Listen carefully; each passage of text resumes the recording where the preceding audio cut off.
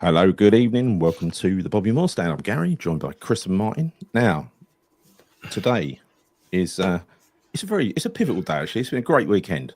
But what I want to do first of all, because I've been umming and ahhing about what video to share with you from yesterday, and then just before I came on, I saw this cracking video that some kid who looks about 18 put together. It's really good. And at the end of it, there's like 3 minutes, which I think encapsulates all the important bits. So for those of you that weren't there, and for those of you that were there, I'm just going to share this with you now. Enjoy. Listen, these people, they've killed our football club. They've ripped the guts out of it. They've ripped the heart out of it. And they've ripped the soul out of it. And we've had enough. And we're going to walk down there in a minute and we're going to take our club back. We're going to do it peaceful. We're going to do it within the law. But we're going to be loud, we're going to be proud, and we're going to show them whose Claret and Blue Army this is.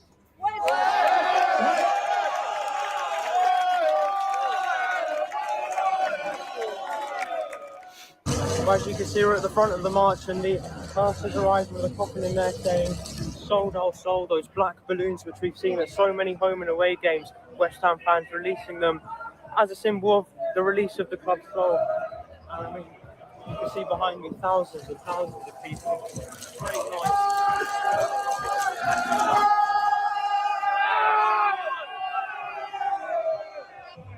They raise the sky, and on my dreams they fade and die. Fortune goes flying on the temporary land, on the flying home, really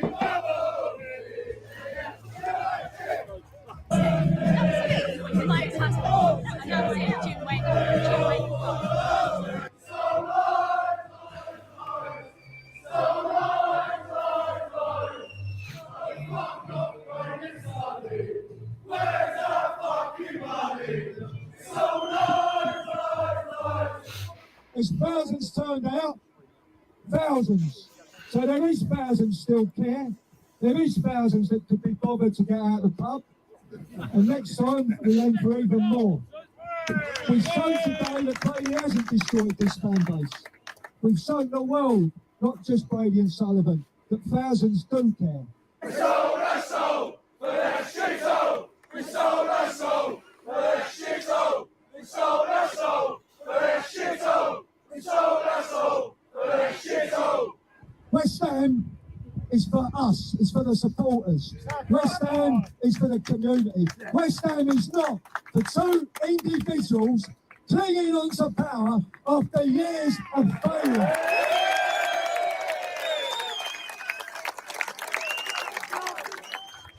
Well, the protest. Right, let's pull that in. How'd you do it? Come on. Fucking hell. Ah, dear. There you go. Remove. Fucking StreamYard moves the buttons all the time. It's getting right on my nerves. Right. I hope you enjoyed that as much as I did, because I love that little video. He's done a really good job there, kid. He's going to be taking our job soon. You know that. Put a little tear to my eye, that did. I know, it was really well put together, really well put together. And for those of you that were there, you know how special yesterday was, right? It really gave you a warm inner glow, didn't it? It was brilliant. I mean, I got at Stratford Station about 11:15. There was already 300 or 400 people there before it even started, and then people were just piling out the station. And I got a call from Dave, who's one of the guys that's been working on Hamish United's social media stuff. And he said, there's another group round here at the underground station. It's like a massive group round here. He said, I'm going to try and round them up and bring them round.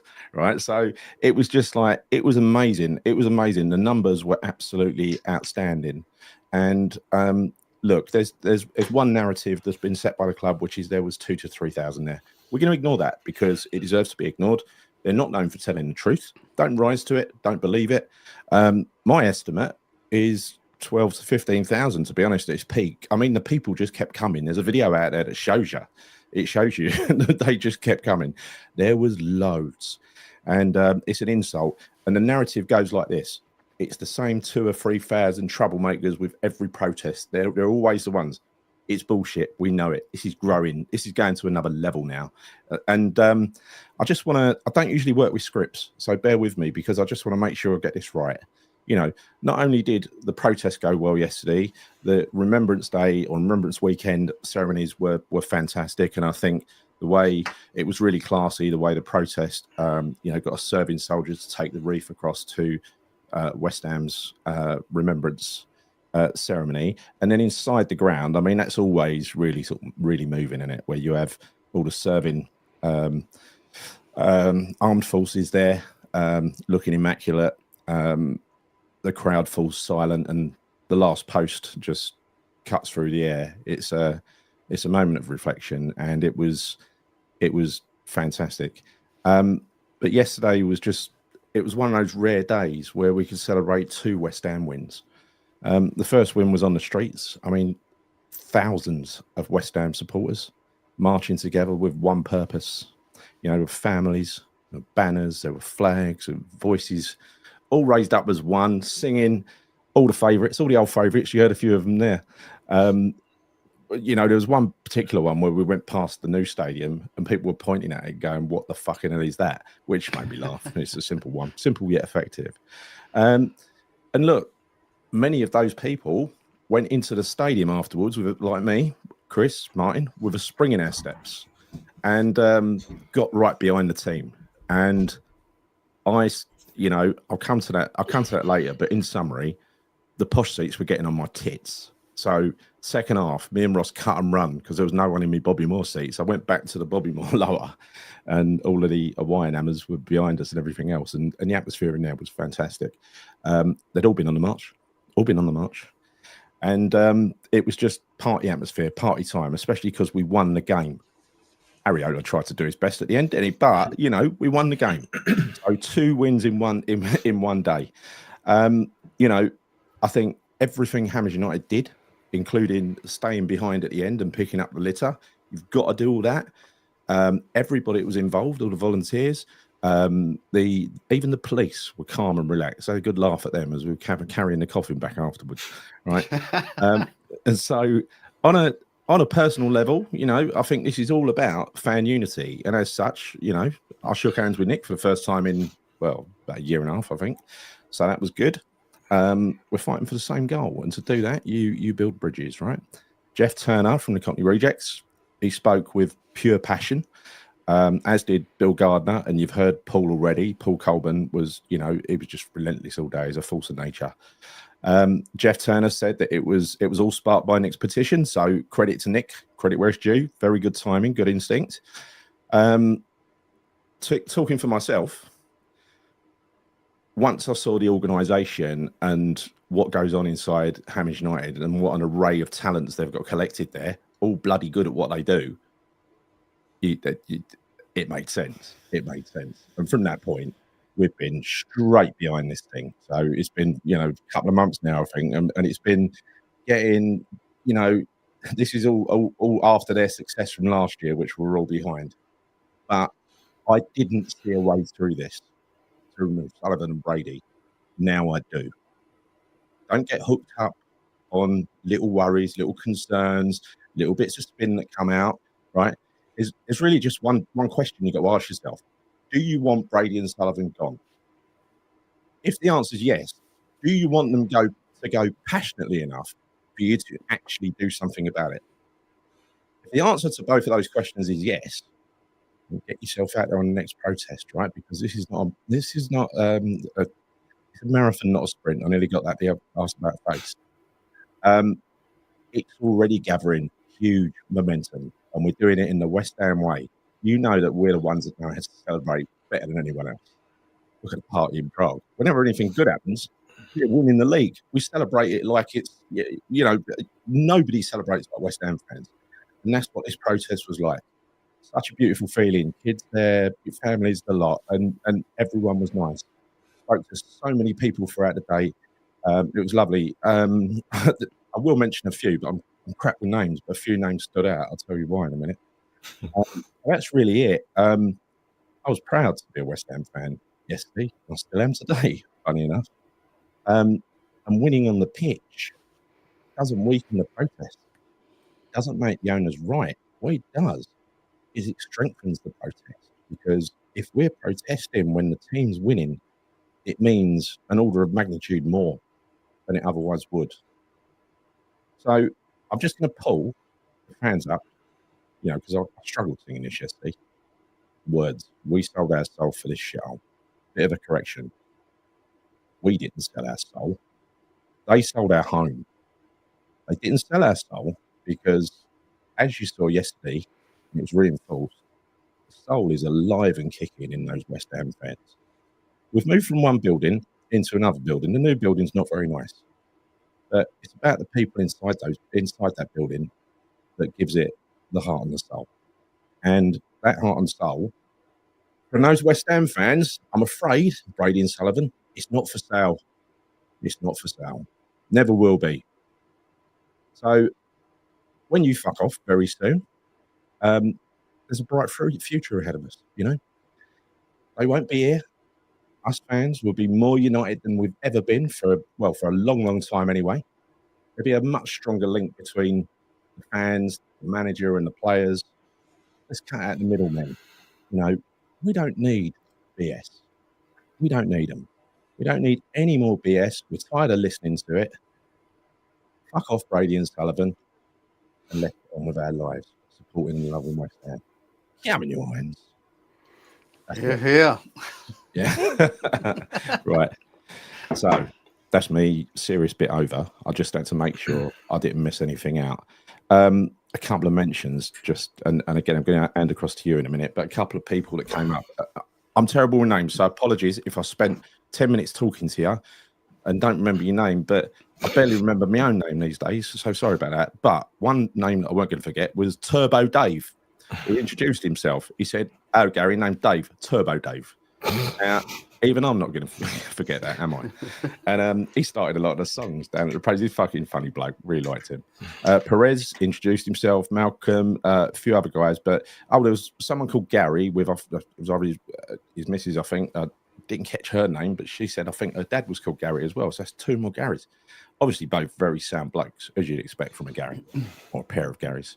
But yeah, honestly, if you missed out yesterday for one reason or another, make sure you don't miss out next time, right? Because when we achieve what we're going to achieve, you want to look back and say you was part of that. You was part of making history for West Ham United. Right, so enough of the fucking lecture. Go on, Martyn. I was enjoying that. It's like watching a Gary solo. It was a Gary solo show, wasn't it? I was like, wow, it's like 15 minutes in. Yeah. Sorry, thanks Chris. for watching, everyone. We'll see you next week. Sorry, Play the outro. No, everything you said is spot on. Can I just say, Chris's happy little face yesterday when someone said, "I want to meet Penfold." Oh yeah. He couldn't call me quickly enough.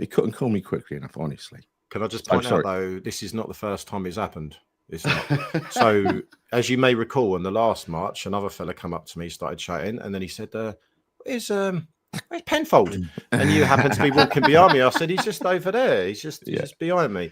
But yesterday, someone said, hey, where's Penfold? Like that. He's just over there. And then he shouted, I was like, yeah, just shout Penfold or Doc Cotton. Either one works. Either one's fine. And I think universally now people are starting to know you as Penfold, which is they're not. They're really not. Not one person came up to me and said hello, Penfold yesterday. So I heard a rumor that Sky Sports are going to call you Penfold next time you go on as well. So, well, it's got to be better than Dave, which is what's his name?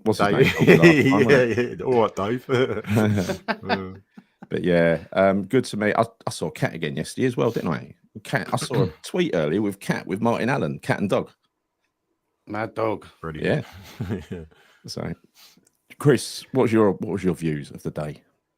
Well, without sounding repetitive, I think you pretty much hit the nail on the head. I suppose like the one kind of overriding feeling I had yesterday was like actually being really proud to be West Ham, and it was amazing. Like the amount of people there. Like I thought it was great first time round at Palace. I mean, I don't know how many we had there, 3,000-4,000, maybe more. I don't know. But yesterday it was a significant amount of people. I mean, to the point where, you try and you try and sort of film it and see how many people, and it just went on and on and on. It was like a sea of people, like sea of supporters, just going on and on.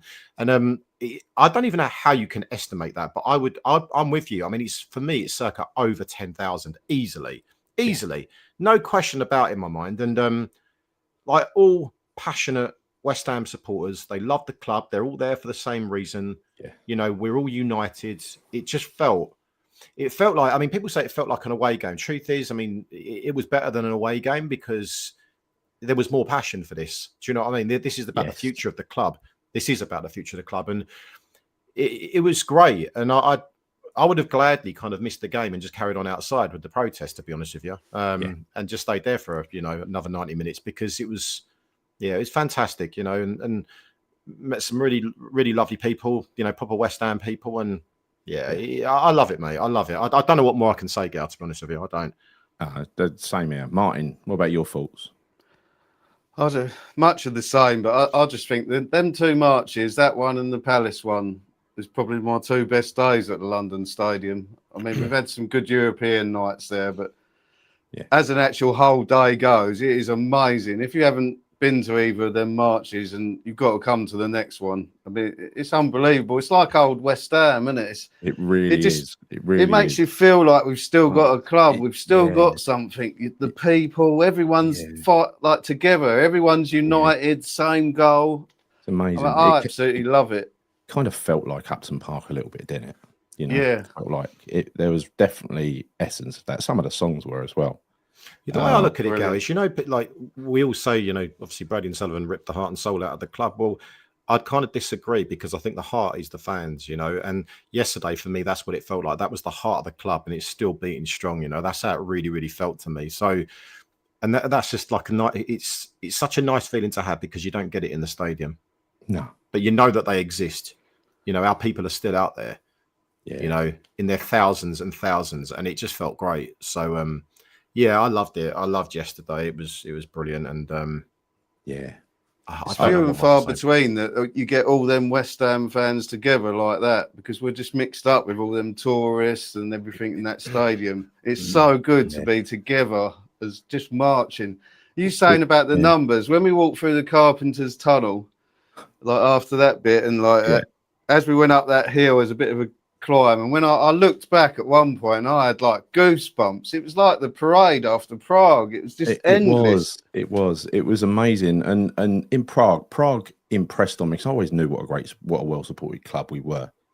But in Prague, we must have had, when you total all the venues and everything else, we must have had 50, 60,000 in Prague. And then you add to it the apparent 100,000 that was lying in the streets the following day. That's just London, right? So my God, how many supporters have we got?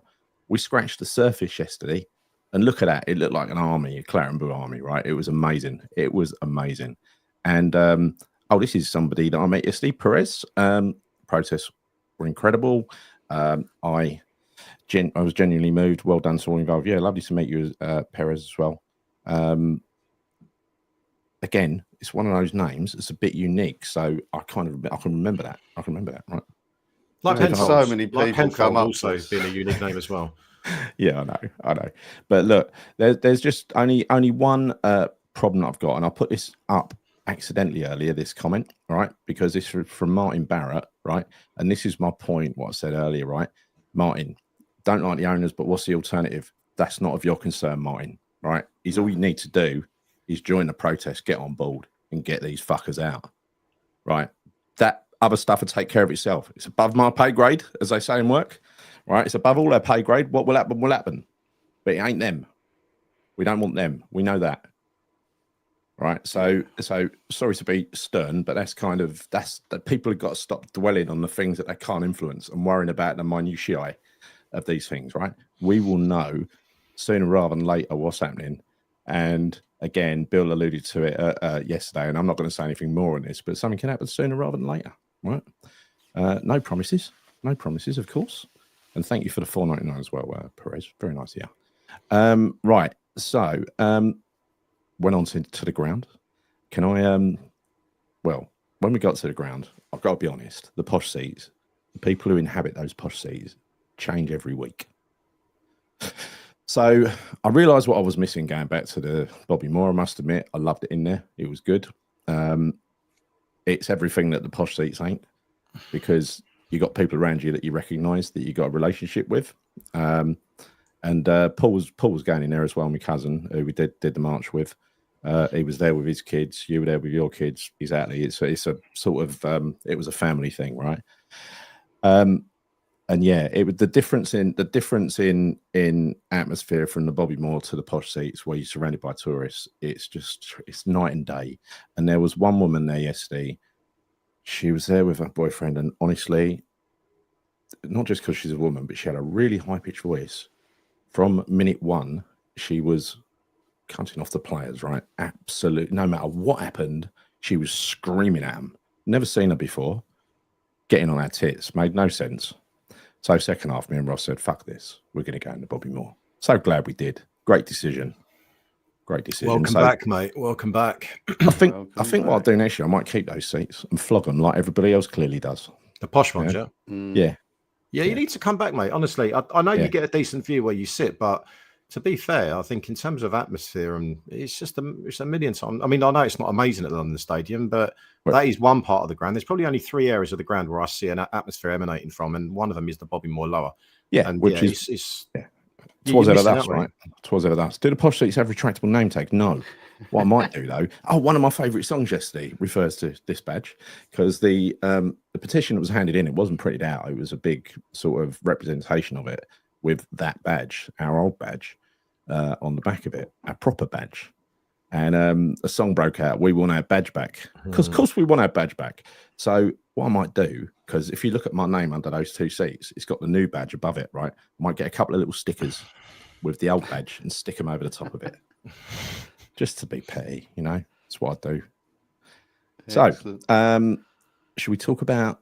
I think we're done on the march. Fabulous. We're not completely done, Gary. We're not completely done, because you've missed out your lovely walk back to the Carpenters. Oh fucking hell! My God. Well, you got a picture of that? You got a picture of that? That picture is brilliant. When I see someone tweeting that, just seeing the group of West Ham fans carrying a coffin. Made my night. That did. Let me just do a few shout outs as well, right? Because the important people, the core team who run Hammers United, are Paul Colburn, Andy Payne, and Andy McConnell.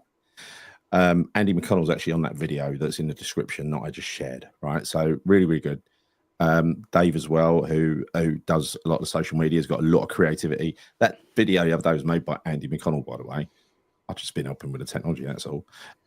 Charlie, who does like social media strategy and stuff like that. But there's a whole raft of other people helping, as well as other YouTube channels. So you got you got Claret and Booze, obviously. You got Hammers Chat with Gio. You got and Gonzo as well, who did the interviews with Paul and Bill. And you've got West Ham Fan TV. I'm really testing myself now. And us. And there are some other channels as well. And sorry if I've missed one out. There's Talking Hammers, of course. There's Alex over on TikTok, you know. But there are a few. There are a few others as well. So sorry if I've missed any out. But the fact is, everyone's pulling in the same direction on this, and it's a really great thing to see. So it's kind of calmed it down. So we're seeing kind of unity between all of the I Disciple. I won't go that far, mate. Okay, so right. Yeah, look, I'm just going to go with the ones that I see present and doing stuff. All right, so that's all I'm going to do. All right, so we go from there. The others can get involved and then add their name added to it. Right. So let's Mum Who Irons. Don't forget my tiny podcast. Yes, Kat's got her own channel as well, Mum Who Irons, which is a good name, great name. So let's talk about the game. It was Hold up. Before we get to the game, I had I went with your boy. I went with Ross. So yeah, he turned up, didn't he, at the march towards the back end. He said, "Where's my dad?" He said he's carrying the coffin, and we were kind of like, I mean, I thought it was made to measure for you, Gal. I'm not going to lie. And actually, you looked a bit cream crackered in that picture. You should have got in it, mate, and they would have carried you down there instead. You know, I nearly did. It was an empty coffin, right? Yeah. Which ain't that heavy. It's, you know, some bits of wood and some handles, but the handles weren't that comfortable. Honestly, I swear the carpenter's arms was closer on the way there than on the way back. It was Always far. is when you carry it back. Was it quite heavy then? Oh, no, it wasn't. But it ended up being heavy and digging into your hands. So I had to change hands 3 times. We had to spin around. We had to change formation several times when we were carrying it. 3 lovely blokes there though, and the guy who's Hearst and Coffin it was. At the end, it dry sense of humour that you expect from these people. As we were putting it in the back, I said, "Lovely to meet you." He said, "Yeah, stay in touch. You never know." Yeah. This one's got your name written all over it. Yeah, no, but I met up with Ross, and then we went and got a bit of pie and mash at the grounds before the first time. I heard that. Yeah, I know. Chili vinegar, of course. Chili vinegar with the pie and mash. I also took the opportunity to ask the actual person that worked at the pie and mash store, because I need to clarify these things. Yeah. Also a chili vinegar advocate. Just putting it out there, right? Well, I've got to see video evidence, Chris. Obviously, just saying, Ross was there. He heard it. Fred heard it. I don't know, were you there? I can't remember. Yeah, I heard as well? it. Yeah. So did he put chili vinegar on his? It was her actually. It was a she. All right, but did Ross put chili vinegar on his? No, he didn't. Well done, Ross. Proper. Yeah, no. Everyone looked at him. They kind of, why are you not putting chili vinegar on it? Did you go for the usual 1.5 pints match rather? 2 pints match? Do you know what, mate? I actually only had like 1 pie and 1 mash. I did. I wasn't feeling all that peckish. Fred went double. Frank went double. I'll tell you one thing, actually. Shout out to that pie and mash company, because I think that it's great that it's in the ground, and it's actually it's nice, and it's not like overly expensive either. I think I paid like about £24 for like a double pie mash and a single pie mash, which actually, in contrast to a lot of the other vendors around there, is very reasonable, right? Very reasonable. What Ross said here? Well, there are Northerners in there having pie and mash. Yeah. I see some of this. Really? I see some of that going on. It's graceful. Gravy's wrong, mate. Gravy's a disgrace. That shouldn't even be allowed. It shouldn't even be allowed as an option, when you go to a pie and mash plate. It should not be at all. By the way, the old Bill was really cheerful yesterday as we were walking past them with a coffin. I won't tell you who I said was inside it, but it made them laugh. Oh yeah. I can imagine. Yeah, I can imagine. But no, it was. You know what? Yeah, really, really good build up. Get to the game. Let's talk about it. Line up, not unexpected, was it? I think we kind of expected that same team. Line up. Yeah, same team, wasn't it? First time I think for several years we've kept the same team for two games running. Absolutely. So that was expected, and also the centre halves were still switched, right? Yeah. Which is good. But then I think let's talk about the first half. It won't take long. Well, I thought I was quite frustrated by the first half, because I felt that we paid, it sounds ridiculous to say, but almost a little bit gave too much respect to Burnley. Yeah. We sat off them. We weren't pressing them or anything at all. There was none of that kind of high intensity that we saw at the Newcastle game the week before. So despite playing essentially the same players in the same formation, we just kind of lacked that kind of, I don't know, like that energy for me. It just was lack and void in all areas of the pitch. So it was kind of like a mid to low block. I'm more inclined to say it was like a low block. And, the people I was sort of sitting around, and I think I saw you at half time, and I was saying to a few people that kind of performance typified what we've been used to as West Ham fans for God knows how many seasons now. It's a typical type of performance we've seen a million times over. So I was a bit frustrated by it, because I figured that was a really important game for us, and I would have hoped that they would come out fighting a little bit more. Obviously, we know the end result. Great, obviously. But yeah, that was my initial take on the first half. What about yourself? Martin, what did you think? First half was crap, basically, wasn't it? It was an edgy. It was an edgy game, what you'd expect from a 6-pointer, really. But that game was more important. I think you said at half time, didn't you, Chris, that was more important than the Newcastle game, really. So I think you saw that sort of edginess. We had to win that game. Yeah. And it had that sort of edgy atmosphere, that 6-pointer relegation atmosphere. But at one point, Burnley were just passing around, and we were sitting back on a low block against Burnley. And I was thinking, my God, we can't fall back into this.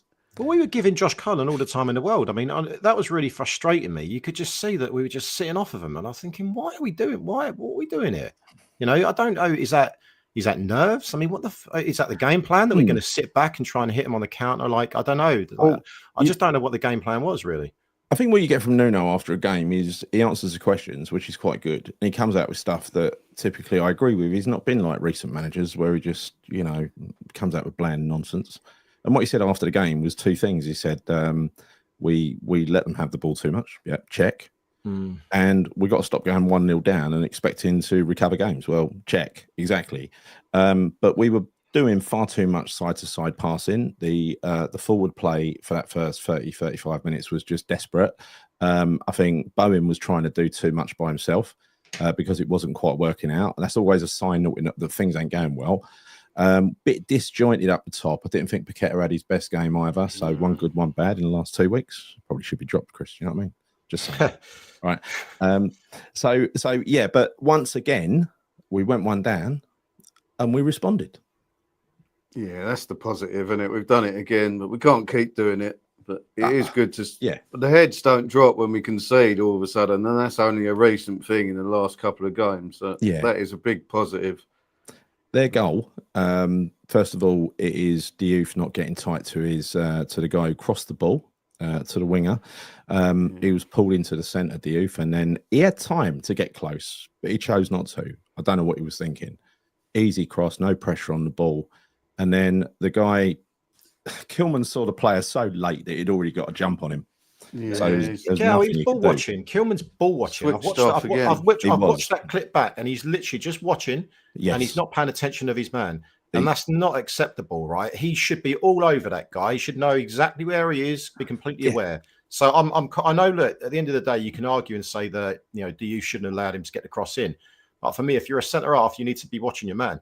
And he just wasn't doing that. And it was so easy. It was so easy, that goal. It just frustrated me. And then the little fucker went up in front of me and done the fucking, like, strongman thing. Like, and I was like, fuck, he's ex-Millwall, wasn't he? Git. I know. Paqueta's banned next game, isn't he? He gets booked every game. Why the hell that referee booked him after so early in the game? I don't know. I mean, I thought the ref was crap actually yesterday. Another one who gave everything to the opposition and nothing to us. It was just infuriating, wasn't it? But once again, once we went 1-0 down, we responded.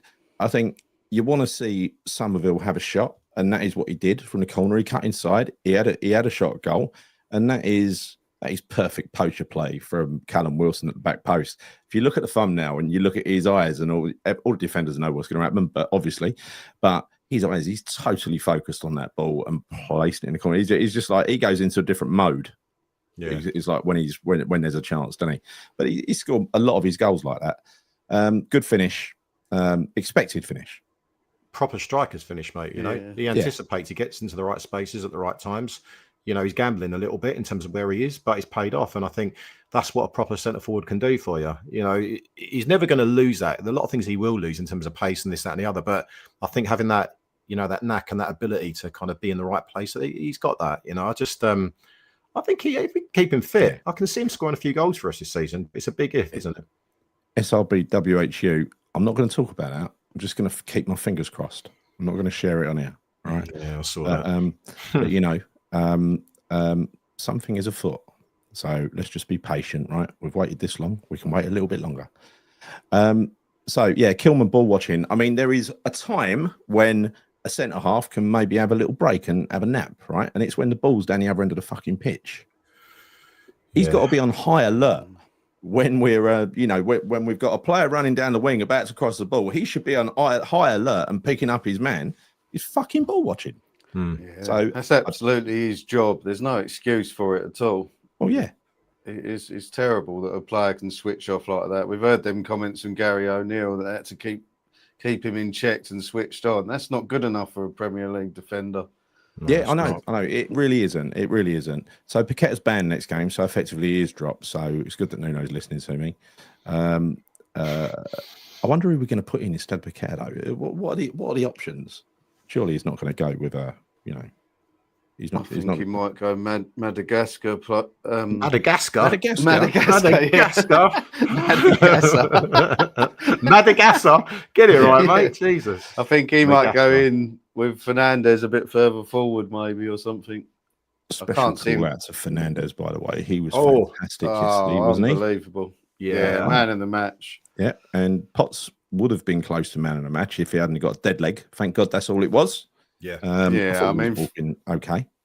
In a bad first half, he was unbelievable. From the first minute, he's almost conducting the rest of the midfield. He's like pointing where players to be. Yeah. That's what we saw from Declan Rice, wasn't it? Yeah, It's but we that got same sort of mentality. Like, he just takes charge naturally. It's unbelievable. Yeah, I think I said that at half time, and I think he's kind of like, I see him as the conduit between the defense and the midfield, right? I mean, and also he is constantly showing himself for the ball. Yeah. And what I also love about him is that he is, as you said, Martin, he's kind of dictating play to some extent, right? He's talking to players constantly, you know, and it's incredible for a young kid to be coming into the first team to be doing that. You've got first team players that don't even open their mouth. Not this kid. You know, he comes onto the pitch and he's giving it. Honestly, I'm thoroughly impressed by him. And I know it's so easy to kind of get overly excited by youngsters. And I don't always like doing this because it puts pressure on them. But I actually get this feeling that Potts can deal with this pressure. I do. Yeah, and I'm looking forward to it. Looking forward to seeing what the future holds for him, for sure. He was doing so much right again yesterday. I mean, even really early in the game, which is when you see a lot of the other players lose focus, he was tracking that big lump down the line, wasn't he? Yeah. And he barging him off the ball, his strength, unbelievable. Yeah, really, really good. Also, we saw Gollum Beckis on the bench and warming up. Gollum Beckis, who I expected to be some tall Greek bloke, similar looking to Mavropanos. Don't know why. He's an England under-19 international, tall kid with blonde curly hair, likened, as many have before him, to Bobby Moore. So I suppose that means he brings the ball out of defence. He's comfortable on the ball. Do you know what he reminds me of? Have you ever seen that film, Happy Gilmore? You must have seen Happy Gilmore, yeah? Do you remember Happy Gilmore's caddy in the first movie? He reminds me of him, Gollum Beckis. But he's a tall lad, isn't he? But I think he kind of needs to build himself out a little bit, like most of the youngsters do. He's not physically, ready yet, I don't think. But, mate, to get on the bench... Have him and the caddy ever been seen in the same room? It could be. He could well be. It's a very good point, yeah. So match of the day, by the way, last night, we'll come to that. That's what I mean about don't listen to people who don't know what the hell they're talking about. They took the club's word. Well, no, not they, but the female presenter whose name I don't know. And it's ain't a go at female presenters. So I think some of them are very good, right? This is just a case of saying, get your facts right before you comment on the topic, because she just took 2,000 to 3,000 the club spat out. Why would you believe anything the club says? So get your facts right in future. On the flip side, Alan Shearer now has to get added to my list of people I previously disliked, who I now like. Yeah, he gets it, doesn't he? Yeah, because he gets it. He gets it. Yeah. He's been there. Sorry, guys, just a quick one. Sorry, just this is a very important comment. Yeah. Have you and Penfold ever been seen in the same room before? That is also a very, very good, Claire. Very good point. Yeah, I'm being connected already. I thought he was 18. Lithuanian English. Right, okay. I thought he was Polish English. Maybe I've got that wrong. I thought he was Polish. Well, no, I believe Andy more than you.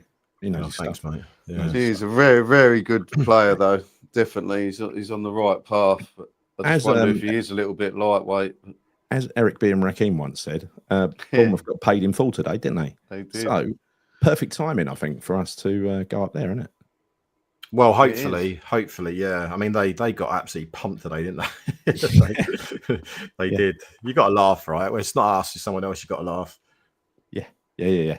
If we win that game, we can go 14th. How quickly things change. It's amazing because before the Newcastle game, we kind of looked dead and buried. We didn't expect a performance. We got the performance. We got a good second half performance yesterday. You got to admit, we were all over them in that second half. It was that they won the first half, we won the second half. Really, it's a real about turn, and more players are involved in this. You know, it's not just the first 11 players come onto the pitch like for like. He did a swap out yesterday of Potts when he got an unexpected dead leg. So it was no notice, I guess. That's why he swapped him for Sućek. And I was thinking, he's put him in the middle. But he corrected it. Clearly, Magassa weren't warmed up yet because about 6 minutes later, he brought Magassa on, put him into midfield, moved Sućek up front. The rest is history. Then he brought Igor, the new Pele, on, didn't he? Yeah, he's getting big Igor, right? He looked good. He looked really good, didn't he? I thought he looked really, really good, actually. Yeah, I wouldn't be opposed to playing him instead of Kilman after what I saw his little brief cameo yesterday. Yeah. He's. I'm not comparing him to Murillo, but he is similar to that sort of, like big, and he like what Nuno loved him at Forest, didn't he, and used him well. He could start playing that sort of defensive role. Yeah, we're looking fresh and happy tonight. Well, of course we're happy. We had 2 wins yesterday. That rarely happens. 28 rarely happens. Bit of Right, a piss anyway. take. A bit of a piss take that I'm not mentioned there as well. I'm not. Yeah, I looking know. fresh and You happy. look particularly. I'm just fresh like this constantly weekend. fucking miserable, don't I? It You is know what I actually mean? true. It is true. I know. Rest in Constant- bitch face. Rest in bitch face. Constantly. Constant bitch face, I think, is what I've got. What you He's saying? not I think miserable. the next couple of seasons, I think we'll see more academy players coming through. Well, yeah, he's moved 4 of them into the first team for training, hasn't he? Kante, Golan Beckis. Who are the other 2? Any ideas? Oh, it's the centre half, isn't it? The other, I forget his name now. I can't remember. Martyn, you know. Oh, the one who, yeah, I know you mean. It'll come to me in a minute. Anyway, Yeah. someone in the chat will put us right in a minute. It was 4 of them. Alex Crooks from Talksport, yeah, he was an arsehole, what he posted. Yeah, you can jog on. If you were outside that director's entrance, you'd have realised the people went all the way back down the road and over the hill and they kept coming. You've seen the video, right? So what Alex Crook did, to support the clubs, because he's obviously got a free lunch at the club yesterday, and he stand on the balcony, took a photo that was either cropped or deliberately just taken off the gates with a few fans at the other side of it. Yeah. Support the free. Oh, he's a knobhead. He's a complete knobhead. Yeah. I've got loads of footage, and I just haven't got around to putting like any kind of mini vlog together. But when I do, I think it puts into context how many people were there. I mean, there's loads of footage already that people will see. I'm sure you got loads as well, Martyn. I've got to actually shout out to Martyn. Who would have known this geezer is fucking faster than Usain Bolt? I've never seen anyone running so fast with a camera up and down the parade. Honestly, like the Flash. I couldn't believe it. It was unreal. This guy, honestly, all you could see was like a massive selfie stick thing, like zooming up and down on the side of the by nature. And there was another dissenting voice of the fans that came on last night in support and Sky Sports of Sullivan and Brady, saying what a fantastic job they've done. As a West Ham fan, a self-proclaimed West Ham fan, Mark Wright of former Towie fame. Oh, God. He came out and said all that nonsense. So I'd like him to list 5 great things that they've done. Gal, as I said to you earlier on about that, right? Because obviously you sent that round to me. I read it, but the way I look at this is I see this as a win. The fact that it seems as though they're really scraping the barrel to get someone like Mark Wright to be their advocate. Oh, they really are. It says it all. I mean, who's going to be next? I mean, who's going to be next? You know, so it's actually quite funny that Mark Wright of Towie fame is basically. He went on to try being a presenter once, and I think he was in that celebrity football match thing and stuff like that. It's probably been in the jungle scene as well, something like that, right? Because that's what they do. They go on a circuit, don't they? But nonetheless, look, he said at the end, it shows how much of a West Ham fan he is and how close he is to this. And how much he knows about it and what's going on, because he came out and his closing sentence was, "Let's see if they're still protesting after another couple of wins." Yeah, we'll see, Mark. Is that a challenge? Oh, that killed me. I said to you guys, didn't I, in the chat? I nearly threw my phone across the room when I was watching that.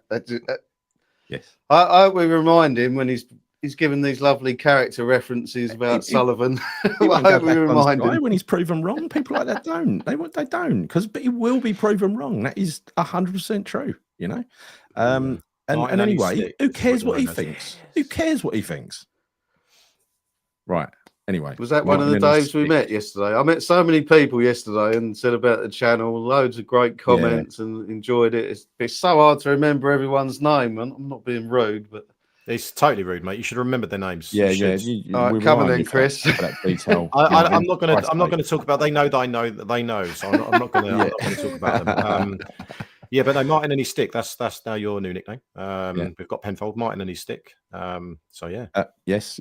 So look, let's move on to the second half. So this was when we went outside and met at half time, even though you'd banned me, Chris, from meeting you at half time. Went out there. I told you to move, didn't I? As soon as I saw, I said, "Get out of here! What are you doing, here, mate? Don't get out of here now." I went over there. I just thought, fuck you. I went out there. I bought my vape. I had a little vape outside. Met Jackie and everybody else. We had a little little chat. Then we went back in for the second half, which was fucking hilarious. It was brilliant. It was so good. So let's start off. We came out 1-1. What happened next? Who wants to take it? Go on, Martyn. You can take it. I was caught in a moment, mate. So I'll let you take. I'll put the pressure on you. Go on. What did happen next? We went 1 up, didn't we, Martyn? What happened? What happened with that goal then? Go on. Even I could do better than that. Jesus Christ, mate. What's wrong with you? You caught me out there. Dave H is Turbo Dave. Change your name to Turbo Dave. Change your handle. He needs to change it. You do need to change it, Dave. Yeah, to be fair, you do. Yeah. So anyway, look, what happened was with the the first goal when we went 2-1 up, that was the Sućek goal, right? The one he scored with his chest. Oh, was, yeah, on the line, yeah. I was, well, no, did I? No, I missed the Callum Wilson goal because I went to the toilet. So once again, I've missed another goal, right? It happens all the time. Yeah. But yeah, going in second half, yeah, the Sućek goal I caught because I've amazingly, I've got this knack of filming goals at the moment, and I don't film a lot, right? I literally get my camera out every now and again when I think I've got a feeling. And Fred actually turned to me, said, Sućek's going to score now. Like, genuinely, Sućek's going to score. I was like, all right, got my camera out, filmed it, and he scored. I couldn't believe it. I was like, yeah, he got it right. He got it right. He took a gamble. He took a very striker-like gamble and made the run, waiting for the spillage, and the spillage came, didn't it? Mate, it's a goal of the season contender. That unbelievable finish, wasn't it? Well, beautiful way finish. He showed such composure to keep his hands out of the way and just chest it in. Magnificent, wasn't it? I think, like you would say, Gal, a thing of beauty. I was going to say, a thing of beauty. It was magnificent, Gal, wasn't it? It was a really good goal. And cue spinny from Thomas Sućek, but also from Diouf. Diouf does spinny as well. I know. It's contagious, mate. It's contagious. We're all going to start doing it soon when he scores. Yeah. So as long as they don't injure themselves, get all dizzy and stuff, because I would. If you did that, would you get dizzy and fall over, Chris? Because I would. Oh man, I'm actually a bit injured because of that actual goal. Because the guy that sits next to me, Ben, he's got this knack of standing on his seat when we score a goal. With nothing wrong with that, all for limbs and everything. Yeah. So he kind of jumped on me, and so I don't know what you'd get caught at the moment. Yeah. And my back was feeling a little bit funny. Like it was feeling a bit funny when I got home last night. And then I went to a party, and then I decided to go. I know I don't usually do this kind of thing, but we're having a skipping contest. Not a skip, like with the rope, not skipping, like with the rope, and a couple of the girls, you only get like 4. I was like, I can beat that. Yeah, I've got dodgy knees and everything. I can do that. I did. I beat them. I got 7. But then this morning I woke up, my back's really fucked. So I don't know if it's a combination of limbs and also doing this skipping. Yes, it's what happens. This is what happens. Skipping injury. I'm competitive, Gal. I'm very competitive. You know, if I see some, I'll try and beat it. I find it hard to believe, Chris. I find it hard to believe. It's very hard to believe. So what happened next was we're 2-1 up, and Nuno starts to make changes after Potsy's taken off as an emergency, right? Well, he was already taken off because Sućek had come on, but then he went defensive at 2-1, and he took the Flair players off. He took Somerville off. He took Paqueta off, who got a rousing evasion from the Bobby Moore lower. Don't know why, because he didn't play well. It's just Paqueta, right? And then something strange happened. We expected he's just put the padlock on. Like a Hayden Mullin style padlock. That's what I was envisaging that Igor would become, right? This is you shall score no more. But no, Igor was having none of it, and nor was KWP, right? Igor just turned into, I don't know, Inzaghi or something in midfield, didn't he? Amazing. Beat one player twice. He did it once, thought we'd take the piss and do it again. Played a beautiful ball into Sućek's path, who belted it from 25 yards, forcing the keeper into a save, even though he should have caught it. And then Bowen and KWP, they're both having a race to sort of get the rebound, to not get the rebound. And KWP won it by a foot. Glad he did. He looked fucking delighted when he got that in, didn't he? Yeah. No, I mean, that Sućek shot, everyone was calling in to shoot, right? Because he was in that prime position. Everyone was backing off him. He had loads of space. And I was like literally right behind it. And I honestly thought it was going in. And you're probably right. The keeper should have saved it. Well, I don't think he should have necessarily grabbed onto it, but he should have probably tipped it around the post. I think he made a real hash of that. It was a good shot, wasn't it? It was a good shot from Tommy. Mate, honestly, we don't need a striker. We've got Thomas Sućek, mate. He's going to be prolific number 9 for us, isn't he, moving forward? Don't say that. I know.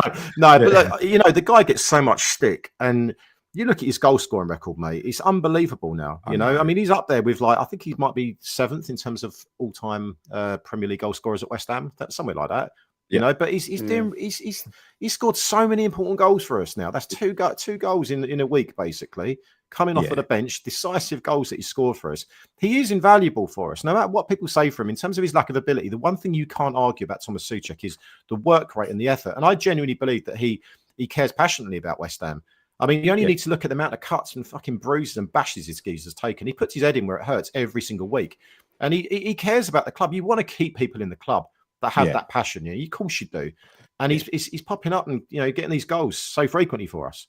Yes. Did you see when he came off the bench as well? He kissed his badge. Yeah, I saw that. It was his 250th appearance as well as Bowen, because they arrived pretty much on the same day, didn't they? Yeah. They got those shirts given to them, didn't they? Yeah, I saw that. What an amazing achievement for both of them, though. I mean, 250 is a lot of appearances, isn't it, in a few years? Yeah, no, it is. Yeah. Look, Zanussi just saying here. Look, so Sućek, he's sixth actually. So I've got it one place wrong. So sixth, one ahead of Trevor Sinclair, which, mate, you know what we all think of Trevor. So it's like we were saying in the summer. You know, why do you want to sell Sućek when he's 8 to 10 goals a season? He will score 8 to 10 goals, and he will do it again this year as well, won't he? Probably more because he's been playing as a striker. But the thing I like about it at the moment is I don't think he does well as a striker if you start the game with him up front. No. Yeah. But if you bring him on against a tired defence, I think he's perfect.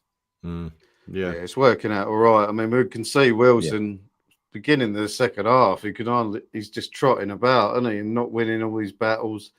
So Wilson has to be replaced. So if there's no Fulkrug, I mean, you're going to see a lot more Sućek coming on than for that last sort of half hour, aren't you, up front? He does look a bit cream crackered by about the 60th minute, doesn't he? I must admit, he does look knackered. So, yeah, it's just, I mean, what other options do you have in terms of having someone up front? Well, no one. I mean, the only other attacking option we had yesterday on the bench was Guilherme. That was it. So Russ, your mate did the Sućek spin and got 20 stitches. So it's dangerous. Don't do the Sućek spin. Don't do it. Don't do it. Jesus, man. Yeah. He must look like Sućek now. Big scar down his face. Black eye. Two decent cameos. Yep. What's this? Roadrunner, Penfold, and Skippy. Yeah, Roadrunner. That's Martyn. I like it. Yeah. I'll tell you what, when I woke up this morning, I thought, what is up with my legs? And then the sort of memories come back, didn't they? I've done a lot of running yesterday to get them good shots. You've done more running than some of those players, mate. I've never seen anything quite like it. Your hamstrings must be done today. Yeah, no, I'm feeling it a bit. At least it weren't skipping, Chris. So Randy says, just think AFCON, we make sure that KWP doesn't get injured. Yeah, we need to keep him fit because AWB, who's kind of back to his best now, and he pretty much there's one block that he did yesterday in the middle of the 18-yard box. I don't know how he organised his feet to block that ball and late in the game he went past someone on the line, and I don't know how he did it. I think it was some form of magic. I don't think even he knows how he did it, but he went past this guy on the right-hand side. It was amazing footwork. It mystifies me, and I think he mystifies himself as well, don't you think? Yeah, sometimes it's almost like watching Paolo. Sometimes it's like watching Paolo one shot playing right back. He doesn't quite know where he's going with it. You know what I mean? He's got that kind of thing about him. But but whatever happens when he loses it, he tends to typically get it back as well. But I actually find that quite exciting when I see him attacking because I don't know what he's doing with it. I've got no idea where he's going sometimes. The special one there is never wrong about any footballer says Igor loves it at West Ham. Loves it at West Ham. He does. Right. Did you see the interview with Cole Walker-Peters where he said that, you know, it's down to the gaffer that he's brought this real togetherness amongst the squad? Yes. I like, you know, those kind of comments, like, it's great if that's true.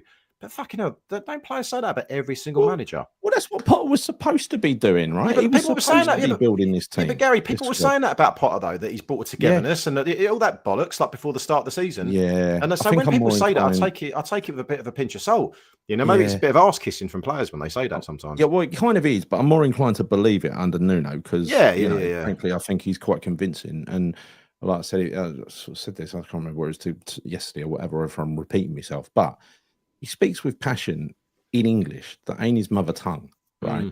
And he's convincing in English. He manages to get the message across, loaded with kind of charisma and, you know, a bit of charm and a bit of passion. And that's not in his mother tongue. So fuck knows what he's like in Portuguese. Yeah. He must have Paqueta and Igor eating out the palm of his hand and Guilherme. Are you loving Nuno now, Gal? No, for a while. We'll see. Yeah. I think he is a good character. He's a good character. I think he's. I'm more believing him as a leader than I ended up believing in Potter because look, I thought you remember when we had Chris Akabusi, and we're talking about the difference he's made when he first joined last year, and we thought, he's different. He's got like a degree in whatever. Ended up counting for bugger all, did it? Because this guy had the passion of a wet fish, didn't he? Literally, if you would describe him as a colour, it'd be beige, wouldn't it? He's like the personality of a goldfish as well. There was no substance about him. And so it was not, I mean, if you're looking for someone to really inspire the players, he's not it. I mean, he isn't, is he? I just can't, I don't ever remember there being any kind of tone of passion coming from him at all. I mean, he would say the things that you would expect the coach to say, but the typical kind of cliches that all coaches say, you know, before and after games. Yeah. But you can't imagine him in the changing room really kind of rallying the troops. Just can't see that. I think Nuno, on the other hand, he does have that passion about him. So that's what you need with a coach. You got to have that. He don't so far do cliches. When he starts doing cliches, if he does, that's when I'm going to start to think, hang on, something's up. Because Lopetegui started off quite good. Well, no, he didn't actually. He was terrible. By the time the season started, he was terrible. He was good in the preseason, no pressure. Potter, he started off brilliantly. And about 3 or 4 games in, when we started losing, he just went to default settings, right? And he was just cliche after cliche. Whereas he seems to think about the questions he's asked and give a considered response. And I like it. And long may it last. But do not start down that cliche-ridden route. No, don't do it. No. Right? Yeah. So I think Potter was too nice as well. Like he's too forgiving of players. Yeah. Was he nice? Like, so was he just nice? Kept playing like Ward Prowse. It's like you don't want to upset the mentality of individual players and things. But was it nice, Martyn, or was it cowardly to fire pretty much every senior member of the squad that had any kind of influence in that dressing room? Because we really should have kept Cresswell.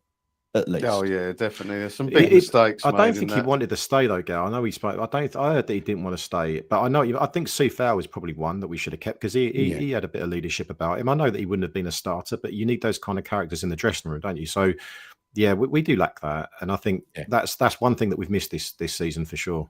I forgot Fernandez is Portuguese as well. It's another one that's eating out the palm of his hand. Potts is also learning Portuguese at the moment. Right? If we can keep getting results, I'll learn Portuguese. But you know, going back to Fernandez again, though, he was really outstanding yesterday. I've got to say, you know, his link-up play, his movement off the ball, everything. You know, his passing. He was the player that I thought he was going to be for us yesterday. He really proved that. I mean, if you look in the previous games, I think when he came on, played against Forest, really good debut. He kind of petered out a little bit. You know, he wasn't really that great. But then suddenly, I think the last couple of games, he's starting to show. Yes.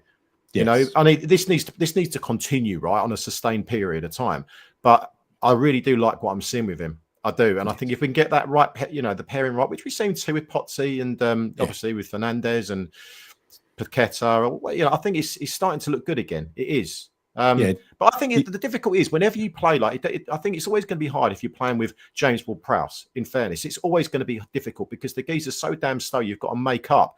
You know, you've got to basically make up for his fucking, you know, basic lack of pace and everything else. So I think it's I think the signs are promising for him. I do. I think he's going to be a good player for West Ham. I was worried about that yesterday in that he got the yellow and then he just wouldn't get out of the referee's face. I was thinking, oh, come on, Paqueta, for God's sake, leave it. He's just going to book you again. Referees seem to want to book him at the moment. That's the thing, as quickly as possible. He was booking no one, that referee, and as soon as Paqueta steps out of line, that's it, yellow card. I know it was a minor assault, but it was, you know, probably deserved a yellow card in hindsight. But the fact is, it was giving him a yellow card before the challenge went in. The way Potter hugged Fernandez on the first day was on special one. What are you talking about? I'm not going to go down that route. Guilherme speaks Portuguese. Yeah, he does. So he's probably very motivated as well. The last game, I was at home, Newcastle. You know, we stayed there for the sit-in. Yeah. And I said a load of Brazilian players came out because there was a load of Brazilians there, fans. And that included Igor, Paqueta, Guilherme. They all came out, right? They all came out, gave their shirts, signed things for the supporters and everything else, plus Todibo. So he's not Brazilian, but yeah, there you go. So yeah, it would be. I don't know what someone said on Twitter, and I didn't get it because for some reason Jimmy gets a lot of criticism. Now, I know Jimmy's got a bit of a problem at the moment, and he's having problems finding that final ball. But yesterday he had 2 shots. One from where I was sitting, went into the side netting. It was a bad shot. When you watch it on Match of the Day, it was a clear deflection, right? That didn't get given again, right? And also his other shot ended up as a goal, right? Yeah, but regardless, that shot that you're referring to, I didn't know if that was right in front of me, so I should have known if it was deflection. It was massive deflection. But regardless, he shouldn't have taken a shot from there. I'm sorry, he should have squared that. He should have squared it. But there was a gap at the near post, and that's what he was aiming at. And he was scoring goals like that for Leeds, and that's what I'm banking on, right? Yeah, but scoring to the goalkeeper's near post, mate. I mean, those goals are few and far between. You know, it's got to go into the other side, you know, the other corner of the goal, or you've got to square it if there's a player there, and there was. So I'm still Simon. Yeah. As soon as I saw Potter had a blind spot with JWP, I was done with him. I wonder, where is JWP? Where was he last spotted? I'll tell you where he was last spotted, mate. He was doing something for he was doing some media work. Like CS, some sort of media work, social responsibility work. Yeah, he was out there in hospitals the other day or something like that. And the thing is, though, a lot of people saying, I feel really sorry for him. He's not getting a look in at West Ham, and they're getting him out doing that. I'm thinking, for 120 grand a week, I'll go and do that. That's not a problem for me. Yeah. Was he visiting the hospitals really slowly? It took him a while to get there, I think. Yeah. He's still there now, apparently. Yeah. So, right. So, Guilherme, because one person on Twitter was saying, that you should drop Jimmy and you should bring him. Yeah, I'm thinking, on what basis? I mean, literally, you're talking about two players who currently lack a final ball. But other than that, Jimmy's very productive. I like what he does. He's obviously belongs to the Premier League. We don't know whether Guilherme does or not yet. I kind of agree with what the special one who's never wrong says here. And that is, I think he should play some under-21 games. He should go into the youth team and get, rather than hanging around. It's a good shout. Yeah, he's young still, right? He's about 19, isn't he? Or 20. Right, he's probably about 28 by now. Who knows? So Debo was good yesterday, Claire. I'll have you know, very good. The choice of the two. Yeah, for sure. Yeah, he definitely was. He's been good for 2 games in a row now, mate. Unreal. Who would have called that? We didn't start slowly last game. Well, we did because we got caught out after 4 minutes. But that was after we hit a post down that end. Do you remember? So we didn't start slow really. We just got caught out on a counter. Yesterday we did start slowly. I'll give you that. Cree is trying to make things happen. Jimmy is, not Cree. Jimmy is, first 3 or 4 minutes. Atwell was shit ref against Leeds. Jones last Sunday, another shit one. Can't remember. Yeah, they're all useless, and this ain't getting any better, is it? Every Premier League season, there's no standouts as good referees, are there? No. They're leaving more and more to VAR as well. Every single goal, Martin, needs to be checked by VAR. It completely takes the polish off of it, doesn't it? Yeah, it's driving me mad. It seems to be getting worse. Yeah, it is. We need to get through, Randy, to January. And the way I see it, I don't know what you two guys think, but the way I see it is we need to be close to 20 points by January. And I thought we had no chance of doing this. But now I think we've got a chance of doing it. We've got some winnable games around Christmas time and New Year, 4 of them, I think. And also now I wouldn't rule out a point at Bournemouth, and I wouldn't even rule out something against Liverpool as well, even though they bounce back against us. They will. But now it looks possible, as long as we stay away from injuries and suspensions, and that team carries on improving the way it is. It'd be interesting actually in the next game to see hopefully Magassa and Fernandez and Potts in the same midfield. I quite like that because as someone said earlier, you can put Fernandez at the front of that, can't you?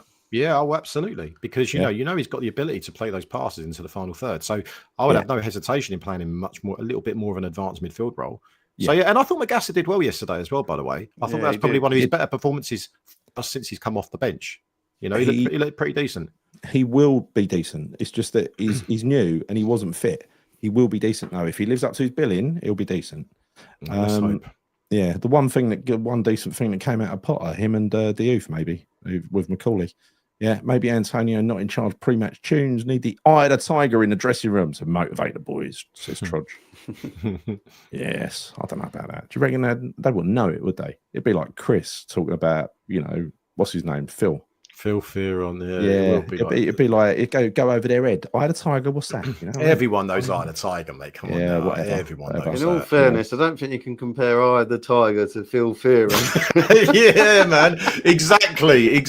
There's no comparison. Come on. I misinterpreted Claire's words. I apparently said Tadibo came out. I did not mean it that way. Right, I did not mean it that way. Right, take me literally if you want. That's fine. Well, even if he did, good luck to him. Yeah. So look, I think it was a mistake by Areola. You can't call it anything else. You can't drop that ball onto an advancing Burnley player, Alphonse.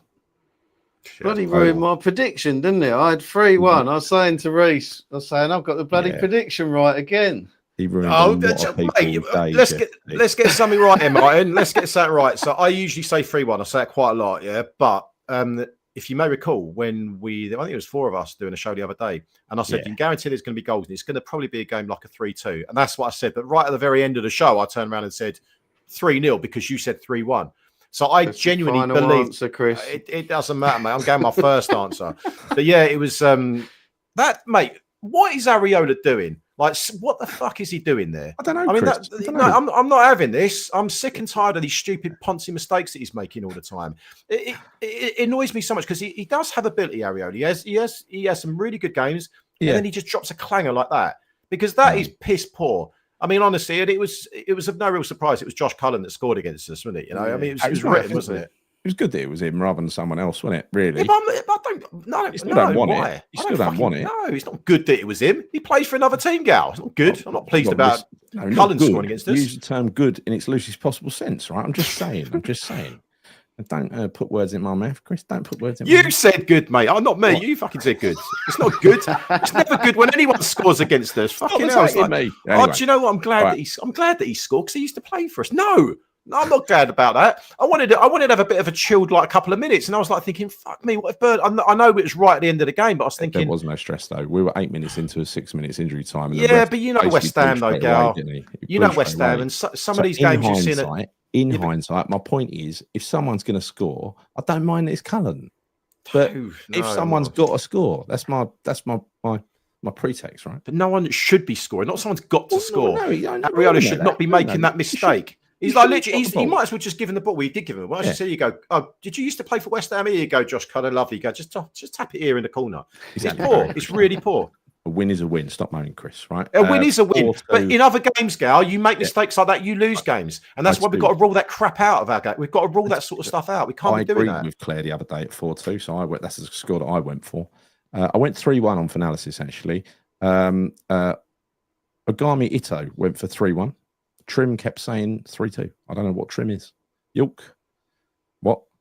2-2. Said Mark Pendleton. Well, you know, it's good for you to be honest. It's good for you to be honest. Gary Portugal, who is clearly, he gets good communications from Nuno as well. He says, I think Bournemouth is a winnable fixture. I think we can beat them. Well, look, we're good away from home generally, and it wouldn't surprise me. It wouldn't surprise. They just had their arse handed to them, haven't they? Yeah, we've had good results there as well, haven't we? I always seem to travel there and do well. That aside, Areola made a great save yesterday from a free kick, didn't he? Really great save. Oh yeah, he dived like a salmon, didn't he? Which is all well and good, but if he's making cock-ups for goals like that, salmons don't dive. They leap. They leap. Well, he leaps like a salmon. You know what I mean? Brozier, the guy that we were trying to buy off Chelsea for all those fucking years, he came on useless. Yeah, he's fallen right off, hasn't he? Yeah. They refused to sell him to us, didn't they, Chelsea? Yeah, he's had a lot of problems, hasn't he? Injury problems. Yeah, he was a good player once, wasn't he? Well, I don't know, was he? We do have to spell at Southampton, wasn't it? He had a good spell there. Areola's the best that we've got, right? And to be honest, the save, and also I give him credit for this amazing throw out yesterday that launched a counter attack. Fucking great direct throw. Did you see it? Yeah, I did. Yeah. I did, and I don't want to just focus on negatives here, but I still think his distribution needs to improve. It's not. It does. You'll get one of those, and then you'll get like 9 other ones, which will go into the stands. Yeah. So a lot of the hoofs out as well went straight to their defence. That was annoying me. Did Trudge say 3-2? No, he didn't. No, he didn't say 3-2. Yeah. Right. Anyway, look, let's go play ratings. Should we go play ratings? And don't let one drop ball be a stain on Areola's whole afternoon. I'll do what I want, Gal. I'll do what I want, mate. You fucking score him, I'll do my score. Yeah. Right. Alphonse Areola. 1. No, not 1. No, I'll let you go. I'll let you go first. I'll go for 5.5 because he gets docked a point. He was good until then. He would have got 6.5, maybe a 7. I'll give him a 5.5 for costing a goal. I thought you were going to give him higher than that, actually, because I was more likely going to give him about a 5.5 as well. So amazingly, we're in agreement here because I thought the way you were talking, you were going to give him a 7. I'm more gentle with language, Chris. You see? No, it's not that. I think you're kind of like you're realising now that you made a few errors there. You dropped the clanger yourself by saying that Areola had a good game. Prisoners. He don't forgive. Right, 0. 5 for Areola. 6 Turbo Dave. Well done, Turbo Dave. I know you. He's changed his name. I love it. Brilliant. Yeah. 4 Zanussi. 5 from Barry Cook of Cook Enterprises. Areola 4 from Claire. David True Luck. Nothing quite as good as no luck quite as good as True Luck, is there? 6. I bet he's never heard that before. Nah. Glenn, aka Mush, 5. Ariola, 6. There's a lot of sixes. Daz, Trodge, Stephen Russell, Colin Jones, and Jason McGeekin. And finally, Paulie Houston. Oh, and the special ones had to go different, isn't he? Because just to be different, because he, he's never wrong. 7. Alf, 6. Right, let's go on to left back. Diouf. Well, go on, you go, Martin. I just let's put Tracy Bowles up, 6. Right, Diouf. Come on. Like you say, he's at fault for the first goal. I thought he gets docked a point for that. But so what are you going to score him? Because what did you think? How do you think his game was? I don't think it was his best game. I'm going to go 6.5. I still worry about him defensively. I didn't think he did concentration. Badly. I didn't think he did badly defensively or in attack yesterday. I didn't think it was his best game, but I didn't think he was up there to Newcastle standards again. No. He did make that one mistake, but yeah. Sorry, what are you going to score him? I'm going to go 6.5. Yeah. You know what? I'll probably go 6. Chris? Yeah, I think as much as it pains me to say this, I think I'll agree with you again. I think I'll go with 6 as well. Wasn't his greatest performance. Kind of expect a bit more from him. I think he is a little bit suspect defensively. I think you're right, Martin. I worry about him a little bit. He kind of gets turned inside and out on a few occasions I've seen this season. So that he's going to have to improve. He's definitely going to have to improve. I think his forward play is very good. Although that being said, I mean, do you know what? He did all right going forward yesterday on a few occasions. He did. Late in the game, he got crunched by what's his name, who was a bit offended that he went past him. The 48-year-old defender. What's his name? Yeah, he did, didn't he? He went. Yeah, he did. Yeah. He got clattered. Do you know? But he also got clattered him. He got clattered, didn't he? Though in the first couple of minutes of the game, he was in the penalty area, weren't he, on the floor for a while? And I was thinking, Christ, I mean, it was. It looked like nothing to me, but he's a big lad, so he ain't going to go down for anything soft, is he? What are you saying? We're not marking on potential. We're marking on what he did in the game yesterday. He's a very, very good player, a very, very good talent, and at his best, he's fantastic. No one's doubting that. But I don't know. You choose it. You can go 8 if you want, but not many people agree. But 5.5 said old SK Gav 75. Old school Gav. That's what it is. Gav. School Gav. Is that what it is? Why don't you just write it then rather than just SKL? What do you shorten it for, Gav? Because he's down with the kids, mate. That's how you do it. He is down with the kids. You're right. Yeah. Right. Div 6. Right. Anyway, on to the next one. Let's go right back now. Aaron Wan-Bissaka. The magnificent. I'd give him a 7. I thought he had a decent game yesterday. A 7. Yeah, I'll give him a 7. And I don't think there's really many players I'm going to score particularly high because I don't think that we were that great yesterday. In truth, there's a few, right? Yeah, there's a few, and we know who they're going to be. It's obvious, but for me, like Aaron Wan-Bissaka, I'll give him a 7, which I think is it's a kind score. I think it's actually reflective of his performance. I thought he did a good job. He wasn't outstanding. Yeah. There was one moment actually, and I don't know if we spoke about this one already, when he was kind of running up the wing, and then he kind of didn't. I think he didn't know where the ball was, and then he let it go, and he actually worked in his favour, and then he carried on running with it, and he bamboozled the defender as a result of it. And I thought that was either amazing, like genius play, or complete fucking luck. But no, he had a decent game. So I think he's, like you said earlier, he's kind of getting back to a bit of consistency. I wouldn't say he's getting back to his best, but he's getting some consistency now. And I'd say 7. I'd say 7. Yeah. I think you're right. I'm going to go 7.5 because I thought he was pretty good yesterday. Martyn? I'll go 7 as well. He's had a couple of good games now. Tracy's yesterday 7. There's a few 7.5, 8s. I think there's a 6.5 in there from Cat, who's very harsh on AWB. Very harsh. Yes, 7. I think they did look good going forward, actually, and maybe that was what was the problem was. They weren't that good defensively, were they? Once we started getting at them. Old school Gav 75, 6.5 on that to say it now.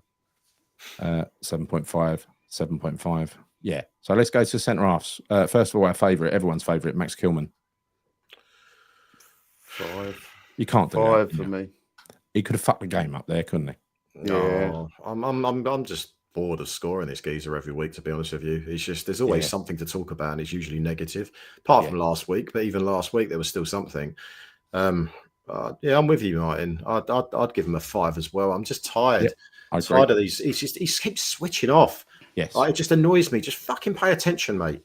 pay attention. Just watch what's going around you. Do you know what I mean? Your lack of awareness is startling sometimes.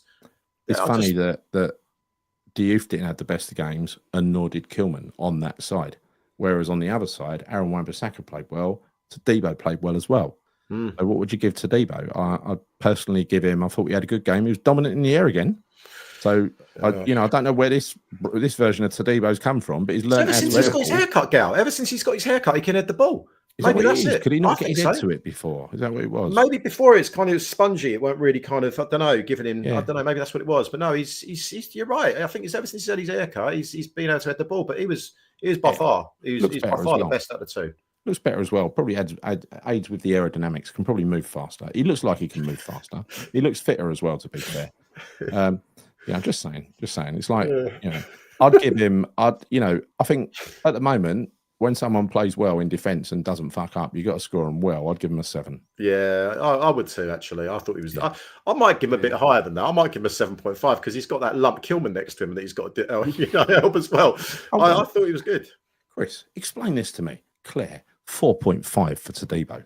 Trudge, 5.5 for Todibo. What the hell is happening with those scores there, Chris? Explain it to me.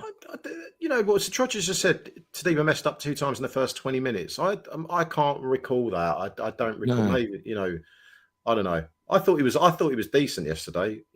Over the course of the 90 minutes, I thought he was decent. And I don't recall too many fuck-ups that actually led to goals specifically. I don't remember that. No, and even though we didn't watch it on telly, we watched it from 2 different angles in the first half. Yeah. I didn't see it either.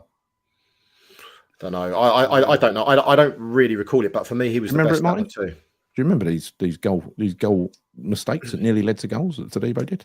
No, I don't remember a mistake from Todibo. No. I bet why Martyn was probably laying down because he was so knackered for all that running he was doing. I was actually paying attention to Todibo quite a lot. I was saying to my boy, like, he can just he's a bit more switched on now. Someone's definitely got to him. Yeah. He's like paying a lot more attention to the men he's marking. He's winning headers. I'd give him a 7.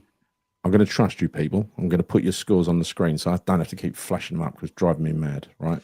So yes, a 7. That's good. So no nasty language. Yeah, bit of a mixed one though, isn't it? Really. I mean, the fact you've got people 4s and 5s and 6s and 7s. I mean, that's quite interesting. Yes, it is. So let's make it fit. Right, let's go to the midfield. So who we got in the centre of midfield? Freddie Potts. Freddie Potts. What did you think of Freddie Potts? So I thought, let me just say, I thought he had a really, really good game up until the dead leg. Really got stuck in again. Positioning, he was doing exactly what he was last week. He was popping up in unexpected places. Well, I'm looking at some stats on Freddie Potts from the game yesterday, right? So get this. Yeah. Most duels won, 7. Okay. Yeah. Joint most clearances, 6. Joint most tackles won, 3. Joint most chances created, believe it or not, 3. Yeah. Most accurate crosses, 2. Don't know if that includes corners, I'm not sure. Fewest times dribbled past as well. So if you just look at those stats alone, I mean, look, he was excellent. Excellent. I don't know if we're going to go down that route again of working out whether excellent is excellent or brilliant, Chris. You make your mind up. Excellent, brilliant. I don't know. Brilliant. I think he's probably a bit more outstanding. Outstanding is definitely better than excellent. It definitely is. Yeah. Outstanding is like fucking 10s. But I think I'm going to give him an 8.5, and he gets that extra 0.5 purely down to the fact that he's inexperienced in the Premier League, and he's now had 2 back-to-back accomplished performances, and he's just going to get better and better. And I also think that if I go out and say, I'm going to give him a 9 or a 10 or something, it's just heaping more pressure on the kid. But I think 8.5. I mean, I think I'm thoroughly impressed by him. I really am impressed by him. I'm excited. I'm so happy now to see a youngster in the team that I think will become a permanent fixture for us in the league, I think he's a long-term fix. What about you, Martyn? Yeah. I think he's excellent. I'll go 8. Yeah. In that holding position, you can just do a job, can't you? Or you can do extra. And he gets the ball, he sprays it out. He good both-footed, passing vision. He's telling people what to do. I mean, he looks like a Premier League veteran in that position. He does. He really does. I'm going to give him 8.5 as well. I'm going to go a little bit higher because I just think that he's made the difference. Before he came in, he started starting games. I was actually impressed as well. The guy we're going to talk about next, Fernandez, the way he managed to plug the gap for a while when Potts went missing, between him going missing and Magassa coming on. Yeah, because you've got to say that for 6 minutes, Sućek was chasing shadows in the middle there, wasn't he? Yeah, but just going back slightly, that comment you just made about him being the difference, like, you're so right about that. I mean, honestly, if we didn't bring Potts in for the Newcastle game, I don't think we get that result. If we don't have Potts in for the Burnley game, I don't think we get that result. I think he has been the difference. And it's not only that Potts is doing a fantastic job, but he's making the other players around him play better as well. Yeah. And I think, he's given the defenders more confidence because they know they've got someone in front of him now that's actually going to kind of basically guard and shield them. So I think he really has made the difference. And, when you talk then about Fernandez, I think it gives Fernandez a little bit more freedom as well to express himself. Yeah. So he's been pivotal in the last 2 games. I mean, he really has been. You can't underestimate his significance and the impact he's had. It's levels. Potts raised the level of everyone around him. And yesterday, and Fernandez, or Fernando as they call him, Fernando, he was man of the match by a small distance from Potts. If Potts had finished that game in the way he started it, he was everywhere. And there was one particular thing I liked about Fernandez, who we're talking about now. Late in the game, it just goes to show you what kind of accuracy he can pass the ball with and receive a ball. There was one, I said it to Ross afterwards. Surprised Ross picked it up actually, right? But it was about it was like a 30-degree angle where it was really, really small angle where he passed the ball to Paqueta, slide rule, quite a long pass, and it went straight back, or Paqueta passed it to him straight back. So received it and passed it. It was dead straight, like an arrow. Really acute angle. The player in the middle of that didn't know where the bloody ball was. It was just done in the blink of an eye. Really good talent. I think what I like about him is it appears that he knows what he wants to do with the ball before he gets it. That's a sign of a very, very good football player, right? There's a lot of our players that don't. They're very reactive to when they get the ball. It's like, right, I've got the ball. What do I do with it now? I.e., someone like Kilman, for instance, gets it, takes 2, 3, 4 touches, and then suddenly passes it sideways, whatever he's going to do. I think with Fernandez, he is constantly aware of what's going, around him as well. But it's not only that. He put in some good challenges yesterday, showed a bit of bite in midfield as well. I thought he was excellent. I thought his link-up play was really good. Passing was excellent. His movement with the ball, I think his progressive passes into the final third were exceptional yesterday as well. For me, easily man of the match. I think even had Potsy finished the game, he still would be man of the match for me, Fernandez. That's how good I thought he was yesterday. And I think there's only... He's making me sound like... What are you scoring him? I'll give him a 9. I thought he was man of the match for me. I'll give him a 9. And that's a high score, but I don't care. I thought he was brilliant yesterday. I did. It is. So what's your score, Martyn, for him? I'll give him a 9 as well. I mean, everything you guys have said as well is right to the end. I think he got booked right at the end, and he just did not stop. No, he didn't. He got booked on 96 minutes. Yeah, it's no coincidence, like you say as well. Having Potts in there we've seen a better Fernandez. He's playing with better players, and you've got that protection. I think it's an outstanding performance. It's everything we wanted from that signing. We're sort of seeing what Leicester saw now. I'll go 9 as well. He's my man of the match as well. I think he's everybody's man of the match in the chat. The shithousery that's mentioned there, I too like that. I was looking forward to Areola going down with cramp in both legs in the 93rd, 94th minute yesterday, but he let me down. He didn't do it. Well, he got cramp in his arms, didn't he, when he tried to catch that ball? Yeah, I was just, when Diouf went down though, and he went down and he looked crippled, and about 5 minutes later he gets up, he's fine, right? I just wondered whether that was shithousery. I bet it was. I like this comment here actually from Turbo Dave. He said, "I agree, Chris man of the match." So apparently I'm man of the match. So there you go. He's not man of the match. Dave. Thank you, Dave. Appreciate that. You know that. I know what you meant, but it sounds like he meant me. I know. But anyway, so who's left? Paqueta? Not his greatest game, was it? No, he very rarely puts 2 games in a row together, does he? He weren't terrible. No, he was all right. He was hard working, I think. Yes, like someone just said, he did get the early yellow. That probably slowed him down a bit, I would say. 4.5 from Stephen. I think that's a bit low. No, I think he was average. I don't think he was shit. Yeah. I mean, I'd probably I'd probably be inclined to give him a 6.5. I still think he works very well with the the midfield period of Potsy and Fernandez. I thought he did a job, but I just think it's hard for Paqueta as well in some respects, because the way that we were playing this low block football, and you kind of want Paqueta to be having the ball in the final thirds like of the pitch, and he's not getting that there where he can kind of create and cause damage. So it was a difficult game for him in that respect. But I think that's as a direct consequence of the way that we were playing collectively as a team. We were just so we were sitting so deep. We were very defensive in the first half. I guess his attributes go unnoticed. Yeah, it didn't suit him. So I'm not going to say he was shite, but I think he wasn't great. So I'll give him a 6.5. I would say something like that. For me, it was average Paqueta. I'll give him a 6. That's about all I got to say about it. Martin? Yeah, I'll give him a 6. Game didn't suit him. That's a great point, Chris. He's never good in that sort of game, is he? No. I think their game plan was actually quite good. The only bit of Parker's game plan that didn't go well was with his suit, because his trousers were too short. There was a good 2-inch gap between his trousers and these obnoxious big fucking boots he had on. So yeah, get your suit sorted out. Get one that fits you, Scott. Another good comment from Turbo Dave here is Martin needs to shake his stick at him. There you go. Can it reach the pitch? It's bloody long, that stick, isn't it? Yeah, it's got a few extensions. I bet that's the first time someone said that to you before, Martin, isn't it? Paqueta did get a good standing ovation when he come off, didn't he? He did. Yeah. He got singing his song and everything else on the way around. So what about Jimmy? How do you think Jimmy played?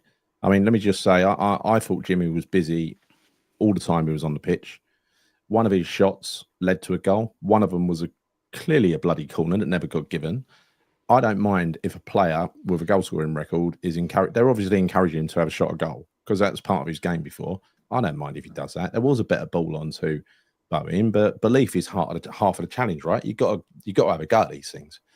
I love players who run at other players, and that's what he does for 90 minutes. He never stops. He always got his head up, looking to run at a player, and I love that. Just load him up, give him the ball, let him off. He also works hard. He got a couple of blocks, a couple of tackles as well, I think, if you look at the stats.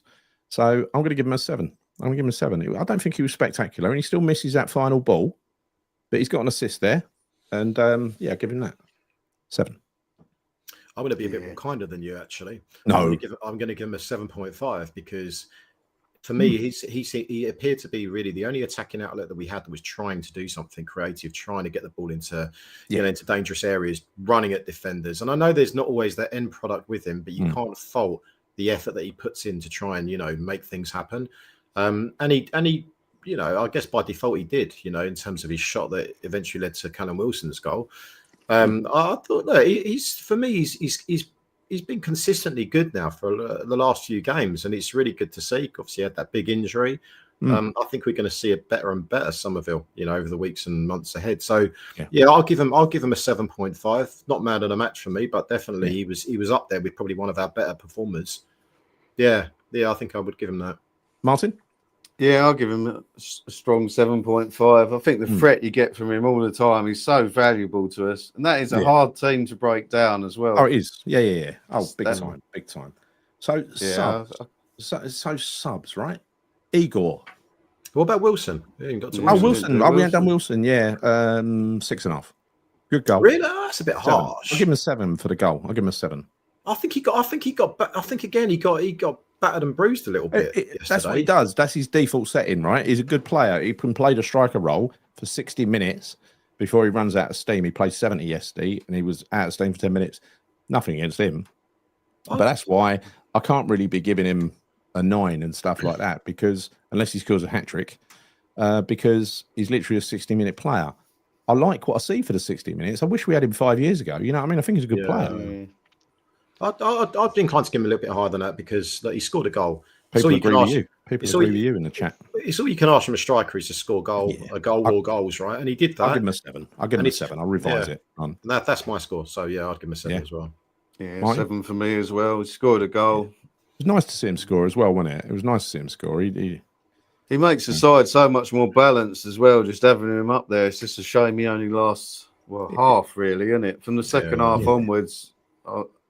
Just shows what we've been missing, though, having a proper striker up front who makes those fucking proper striker runs. Yeah. Because Mickey didn't. Mickey done all sorts of. He was a cheat code as such, wasn't he? He was random.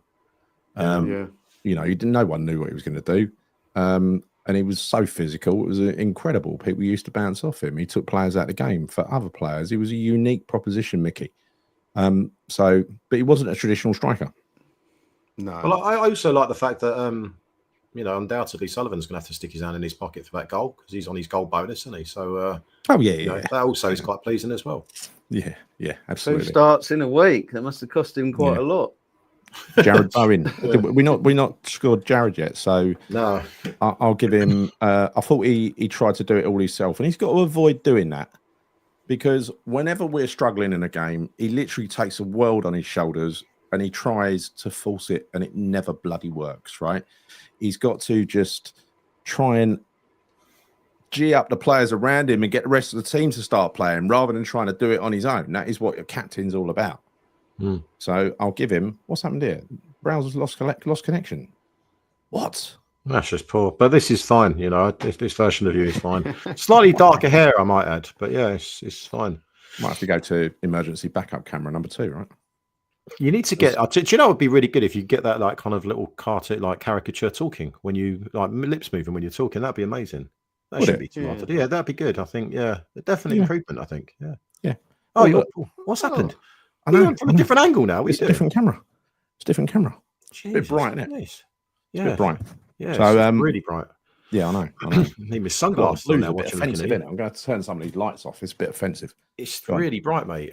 Definitely need my sunglasses. But no, Bowen was crap. I'd say crap. I thought that was one of his worst performances for us for a long time yesterday. Yeah. I don't think he was great at all. I'm not going to score anyone lower than a 5. I'll give him a 5, and that's being kind. I just don't think he really offered much yesterday. He always puts in the effort, but you're right. I think he did try and do a little bit too much on his own sometimes. Yeah, he was just literally running into brick walls, and I don't know. No, yeah, 5. I don't really know how else to kind of dissect and analyze. He's 5. That's it. Don't know what you guys are saying. Yeah. Do you see what the sign of a professional, Martin? The way I just flipped across the camera B there. It was seamless, absolutely seamless.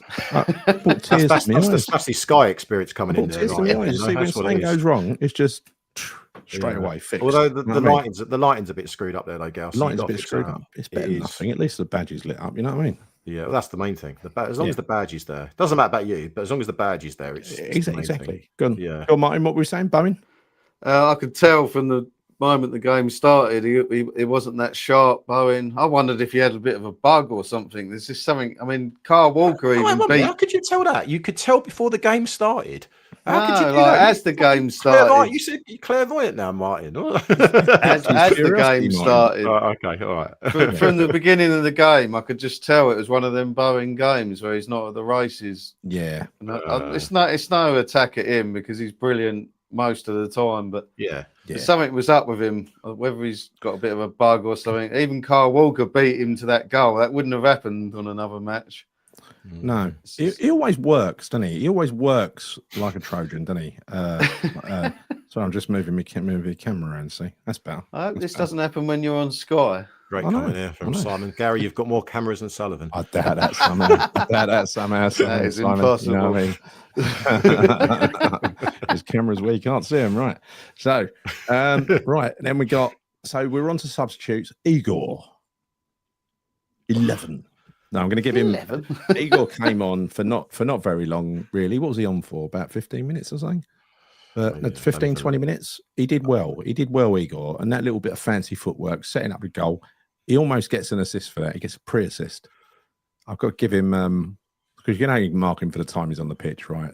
7. Yeah, got to give him a 7. Agree with 7. People in the chat. I'm going to give him a 7. He couldn't do much more, could he? Who was responsible for letting that player at the end? Oh no, was that a free kick at the end? It was, wasn't it? That the keeper dropped. I can't remember that. I can't remember, mate. I actually can't remember, to be honest with you. No. But yeah, I think with regards to Igor, I mean, he weren't on the pitch for that long. I'll give him a 6. I can't give him a 7. I think it's too much.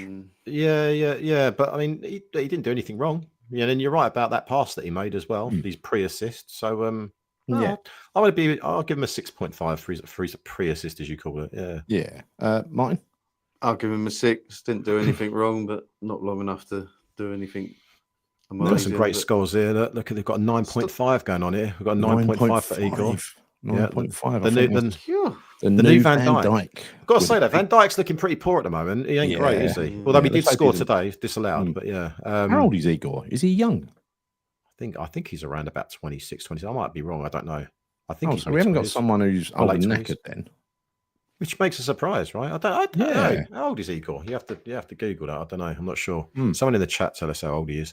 Right. So Thomas Sućek. Got to give him an 8, in you. I'm starting to love him, man. Like, Sućek for me, like I say, he embodies what we want as a West Ham player in the sense of hard work, giving it his all, you know, and for that reason alone, I just have to score him high. You know, he's put himself in the right place at the right time. He scored 2 decisive goals in a week. Yeah. I'm gonna give him 8.5. I think he, for me, he's a bit of a cult hero now. He is, and of course he deserves that. He deserves Nobody has 250 appearances without being a cult hero, right? He really is. He's been very responsible for any successes we've had. Even got the pre-assist in Prague. Don't forget, 10 for both performance and passion he shows on the pitch and the spinny.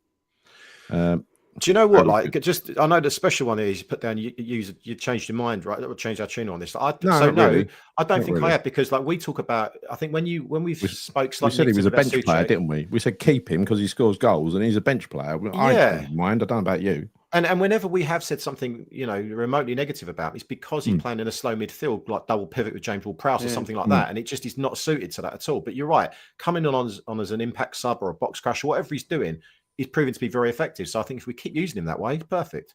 Yeah, that's where we want to see him, isn't it? Them sort of situations. You can't start a game with him and Irving in midfield. It's just it's never going to happen at any Premier League club. We haven't changed their tune. I'm just surprised it's taken us 250 games to realise that he's going to be a prolific striker for us over the next 5 years. That's all I'm surprised about. If only we'd known. If only we'd known. He is like the new Shevchenko, mate. That's what he is. He's like Shevchenko. You know, one more goal, and he scored more goals in the Premier League than any other Czech player in history. Yeah. There ain't been many Czech players, to be fair. But there's been that one for Liverpool, whatever his name was.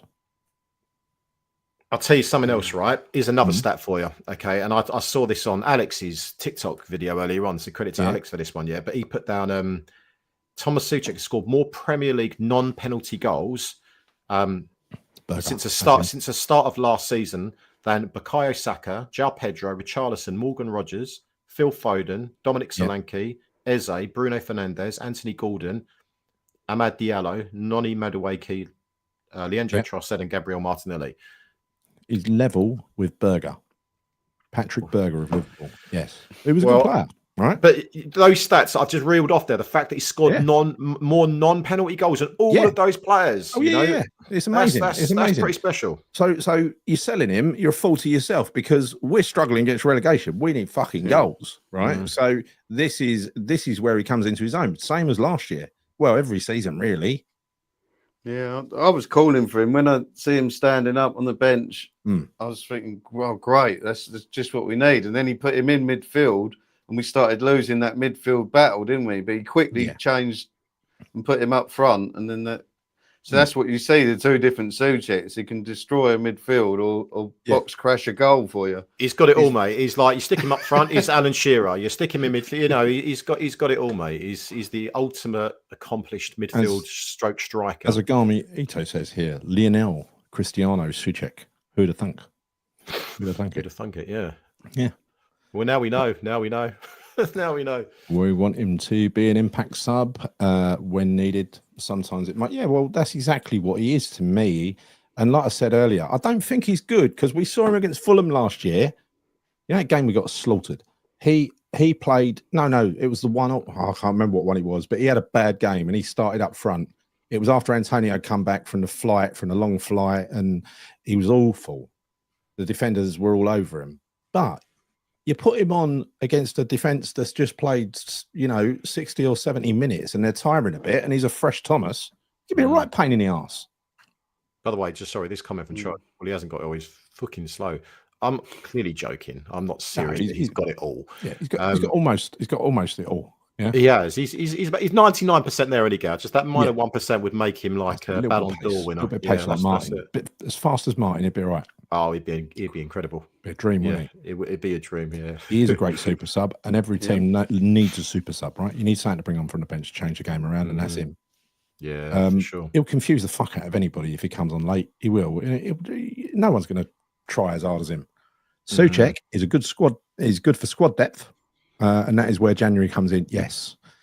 So what we need is, we'll talk about transfers another day. I saw someone said, "Would you welcome Boss's name or use Troy Deeney?" Well, of course I would, but we ain't getting him. Troy Deeney. What are you on about? Troy Deeney? What are you on about? From Saudi. Ivan Toney. Ivan Toney, not Troy Deeney. Troy Deeney. Ivan Toney, not Troy Deeney. I'll sell his ears pricked up then. Go on, Yeah, that players you play. He's already submitted an offer. He's faxed it across. Imagine that. I'll be blaming you forever, Gar. I'll be blaming, never forgive you for that one. Find Troy Deeney. Give up his radio gig. Stop slagging us off and come and play for us. Right. So let's take the comments off the screen. We got that's it really, innit? Subs. So we have Magassa, and we spoke about him already. He did well. So let's give him a 6.5, Magassa. Yeah, I'll give him a 7. I'll give him a bit higher than I thought. He was the best performance for us so far. I thought. Yeah. So all very good. I must give a shout out to the fellas in the Bobby Moore lower that had the BS out flag that they were carrying. Like, that's brilliant. But, do you know what made me laugh so much? What made me laugh so much about that? Yeah, it's like massive sheet. And there was a steward at the front, like he was standing behind the goal, and he was going, just one geezer on his own. He's like, take it down. And the guy holding it up, he's like, going, no, I'm not taking this. It's like, absolutely not doing it. It's just brilliant. And I just love that. And it's just brilliant, you know. War reference there. Sućek is the best sub since U571. Right. It's gone over my head. Oh, KWP. Yeah, of course. KWP, he gets a 7 as well, doesn't he? He gets 7 as well. He plays inspired substitutions there, mate. You know, two players coming on, both score. I thought he was going to come on as an extra defender. He came on as a winger to replace some of it. It was just like for like. Yeah. But he can do that though. He's so versatile. He can play on either wing or he can play fullback. Could he play in goal like a really small goalkeeper? Probably better than Areola, mate. He probably would have saved that last one. He'd have held that. He'd have held that ball. Oh yeah, definitely. Yeah. Right. I'm very bright on this, and I fucking hell. Look at this. You see a difference in camera quality? I've had to change my contrast on my screen just to. Yeah, I know. Can you tone me down a bit? Tone me down a bit. I have to. Yeah. Right. Right. Okay. Let's talk about just one final thing. Referee -12. Yeah. Yeah. I think we all agree. Nuno Espirito Santo. I'm going to give him. Yeah. I'm going to give him. I thought it was a perfect selection. It was a perfect formation, but it was a bad game plan, and he got caught out by. He didn't react to it quickly enough for me. He got caught out by Scott Parker. Scott Parker called it right. It makes you wonder what Scott Parker would do if he had a decent team, because he always ends up managing teams that are struggling a little bit, doesn't he? So who knows? Who knows what he would do? But anyway, just by the by, I'll give Nuno, because we won it and I like him. I'm going to give him a 6.5. Go on. I'll give him a bit more than that because go adding to your points there. Hey, look, I've gone back to the old days. I've gone black and white. You're going back to your days, mate. But no, going back to what you just said, I think he got the selection right. I think tactically he was outwitted a little bit by Scott Parker yesterday for sure. Yeah. But the reason why I'll give him a little bit higher than you did is that those substitutions actually made a difference. Yeah. Bearing in mind Carl Walker-Peters scored and Thomas Sućek scored as well. You know, I mean, that's what. Stop doing that with your screen. This is doing my edits. Just stop changing it. So no, I'm going to give him. I'll give him a 7. I'll give him a 7. Right. But I can't blame him for. I don't know if it's his game plan or if it's a lack of effort from the players. Whether they're just backing off. I don't know. We don't know these things. It's so hard to, blame Nuno for that. I personally blame the players more than the manager sometimes when they're not putting in the effort or they're not pressing and closing down players. That really winds me up. When I'm seeing players like, with all due respect, Josh Cullen is a decent player. He's nothing special, but we are literally backing off the guy and we're letting him dictate playing the first half and also for, portions of the second half as well. Yeah. I don't get that. Just close these guys down. This is not fucking, Man City. It's not Liverpool. It's not Real Madrid. We're playing against Burnley.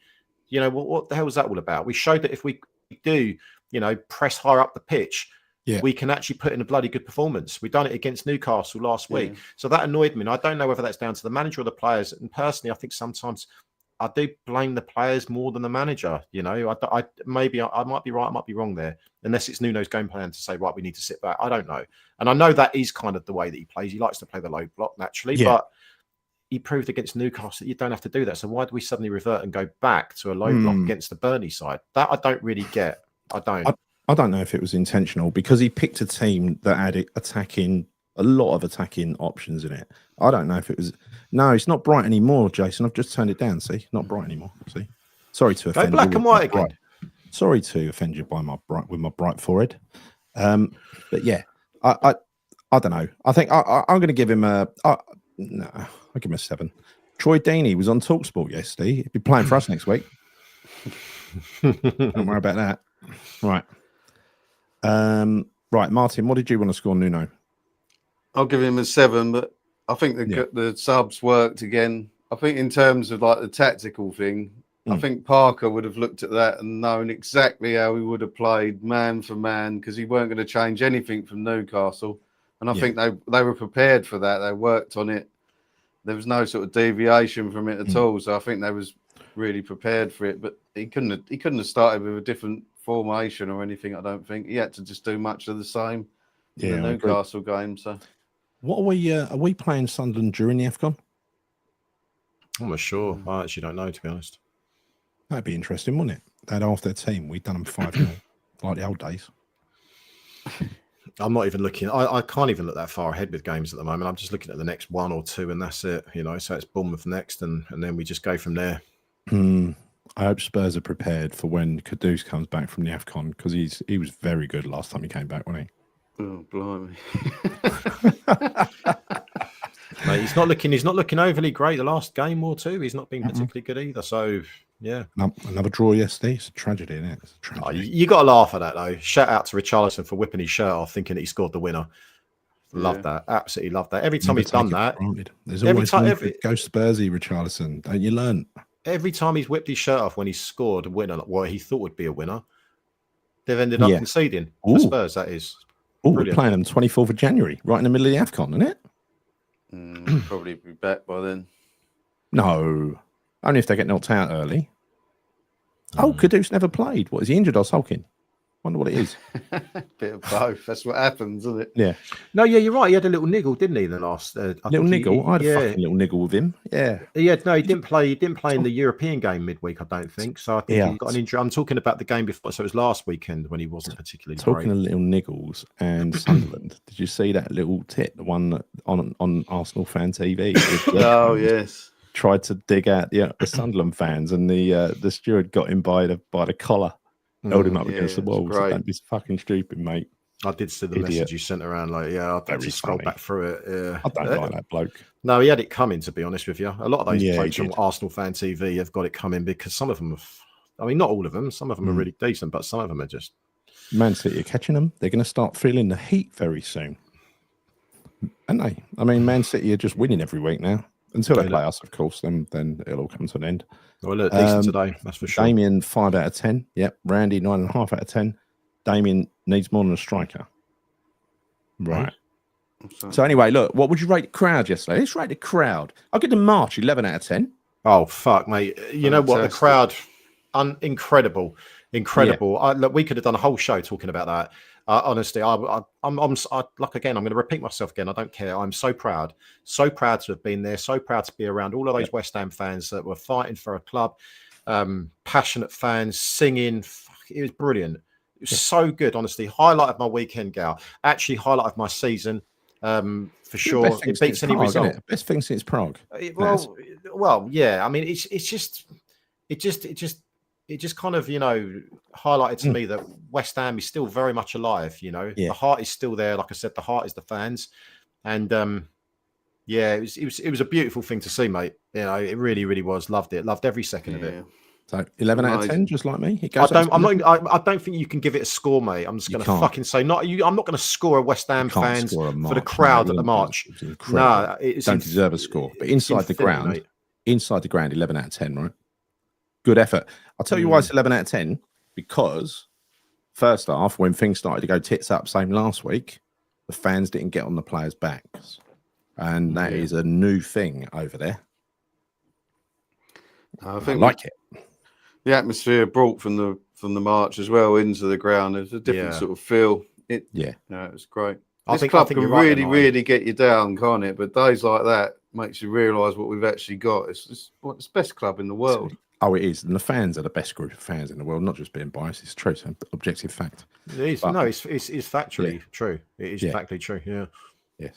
So, Little shout out to Will and Robert from Ironworks Alliance as well. They had them massive flags made up just for the brilliant. march. I really they're like good, them they flags, were. apart Yeah. from one kept hitting my cousin Paul in the back of the head. We weren't happy about it. And one hit me in the back of the head after I laughed at him. So, weren't great. Was that done on purpose? Yeah, probably. Yeah. Probably. You That's say how you it would, is. yeah. But look, it's the end of a fantastic weekend to be a West Ham fan. Martyn, any final words?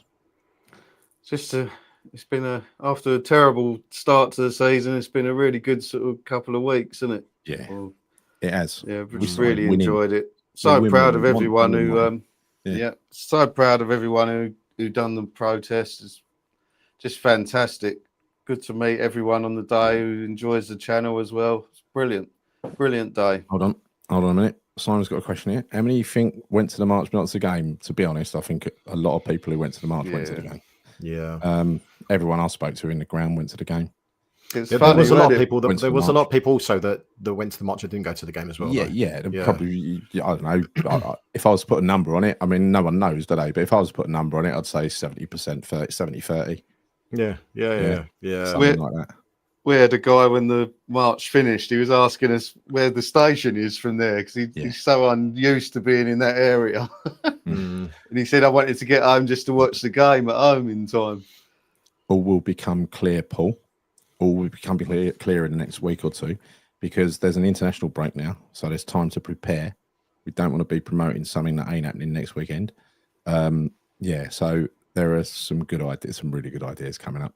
So, by the way, there was 4 clowns spotted yesterday. There was 4 clowns, and the one in front of me stood out like a fucking light bulb in the middle of the dark. Brilliant, absolutely. Yeah. So I think you just need the wig to be a clown. You need just the bright wig. That's all you need. Someone said that to me yesterday because obviously it must have gotten onto the whole clown discussion that we've been having, right? And it's true. You don't need like the whole get up. I mean, don't get me wrong. I think if you do, then fair play. You will look like a clown. But yeah, there's nothing wrong with sticking on a syrup, mate. I thought it'd look great. And if imagine you had loads of them in the crowd, it'd be brilliant, wouldn't it? It'd be so funny. It'd be so funny, wouldn't it? Yeah, it would be. Yeah, for sure. It's really effective. They're bright and vivid. I'm gonna have to find some. Might start my own clown shop. No, I know what you're like. I'm sure you've probably got a clown wig somewhere because you pretty much several, Chris. You've got several. Yeah, of course, because one wasn't enough. I know what you're like. You buy something, I'll buy another one, stick him in the loft, or whatever. Yeah, but I've not got I've got a big afro wig, but that don't classify as clown wig, so I need to buy one. But I'll be well up for doing that. I'll absolutely wear a clown wig. I think we just need loads of people to do it. We do. But it's take proper planning. But as a clown, you've got the right to turn up to any game dressed as a clown. Yeah, absolutely. Right? Don that clown wig with pride. If you also recognise and believe yourself to be a clown, then there's nothing wrong with that. They can't kick you out for that. Yes. And what you're saying, this is the last one I'm going to. Well, first of all, a whole march with clowns. Yeah, I mean that ain't going to happen. But what would be brilliant is, like I said before, if we get a group of deeply focused and motivated clowns to meet outside the ground and with a plan. I wouldn't be able to run in them clown shoes. Clowns. That would hinder my running game. You don't need to wear clown shoes as well, Martyn. It's just the wig we were talking about. Come on, don't need to do that. Lots of old school did the march, Simon. It was you might even come to the next one. Slacker. How did you? How did you not come? Anyway, I know why. But anyway, what are you saying? I think the West Ham fans are getting more united and stronger with each protest, and I think that is on that lovely comment. I think we'll leave it there because that is absolutely true. And be a part of it, like I said earlier. If you didn't go to any of the protests or didn't participate up until now, I hope the success and the way it's grown has made you start to believe a bit. Don't worry about what's going to happen and who's going to buy us and we're going to have a new ground. Don't get stuck in the detail.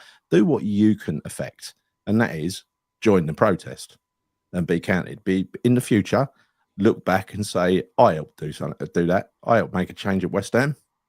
Yep. Because if you don't, you're going to regret it. Yeah, it's something that you won't forget. I know for a fact that I'll look back on that in years to come, and I'll remember that day yesterday. I'll never forget that. Honestly, I won't. I'm not. This is no exaggeration. If you were there, you know what I'm talking about.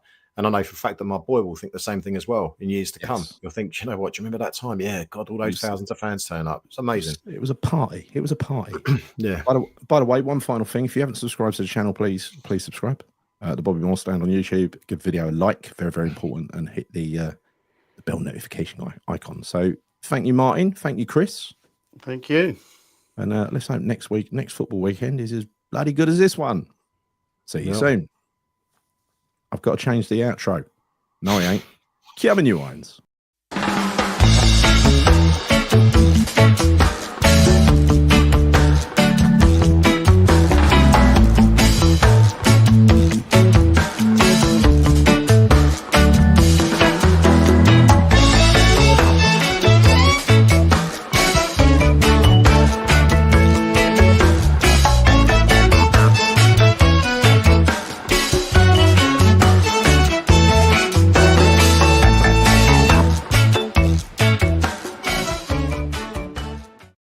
Right.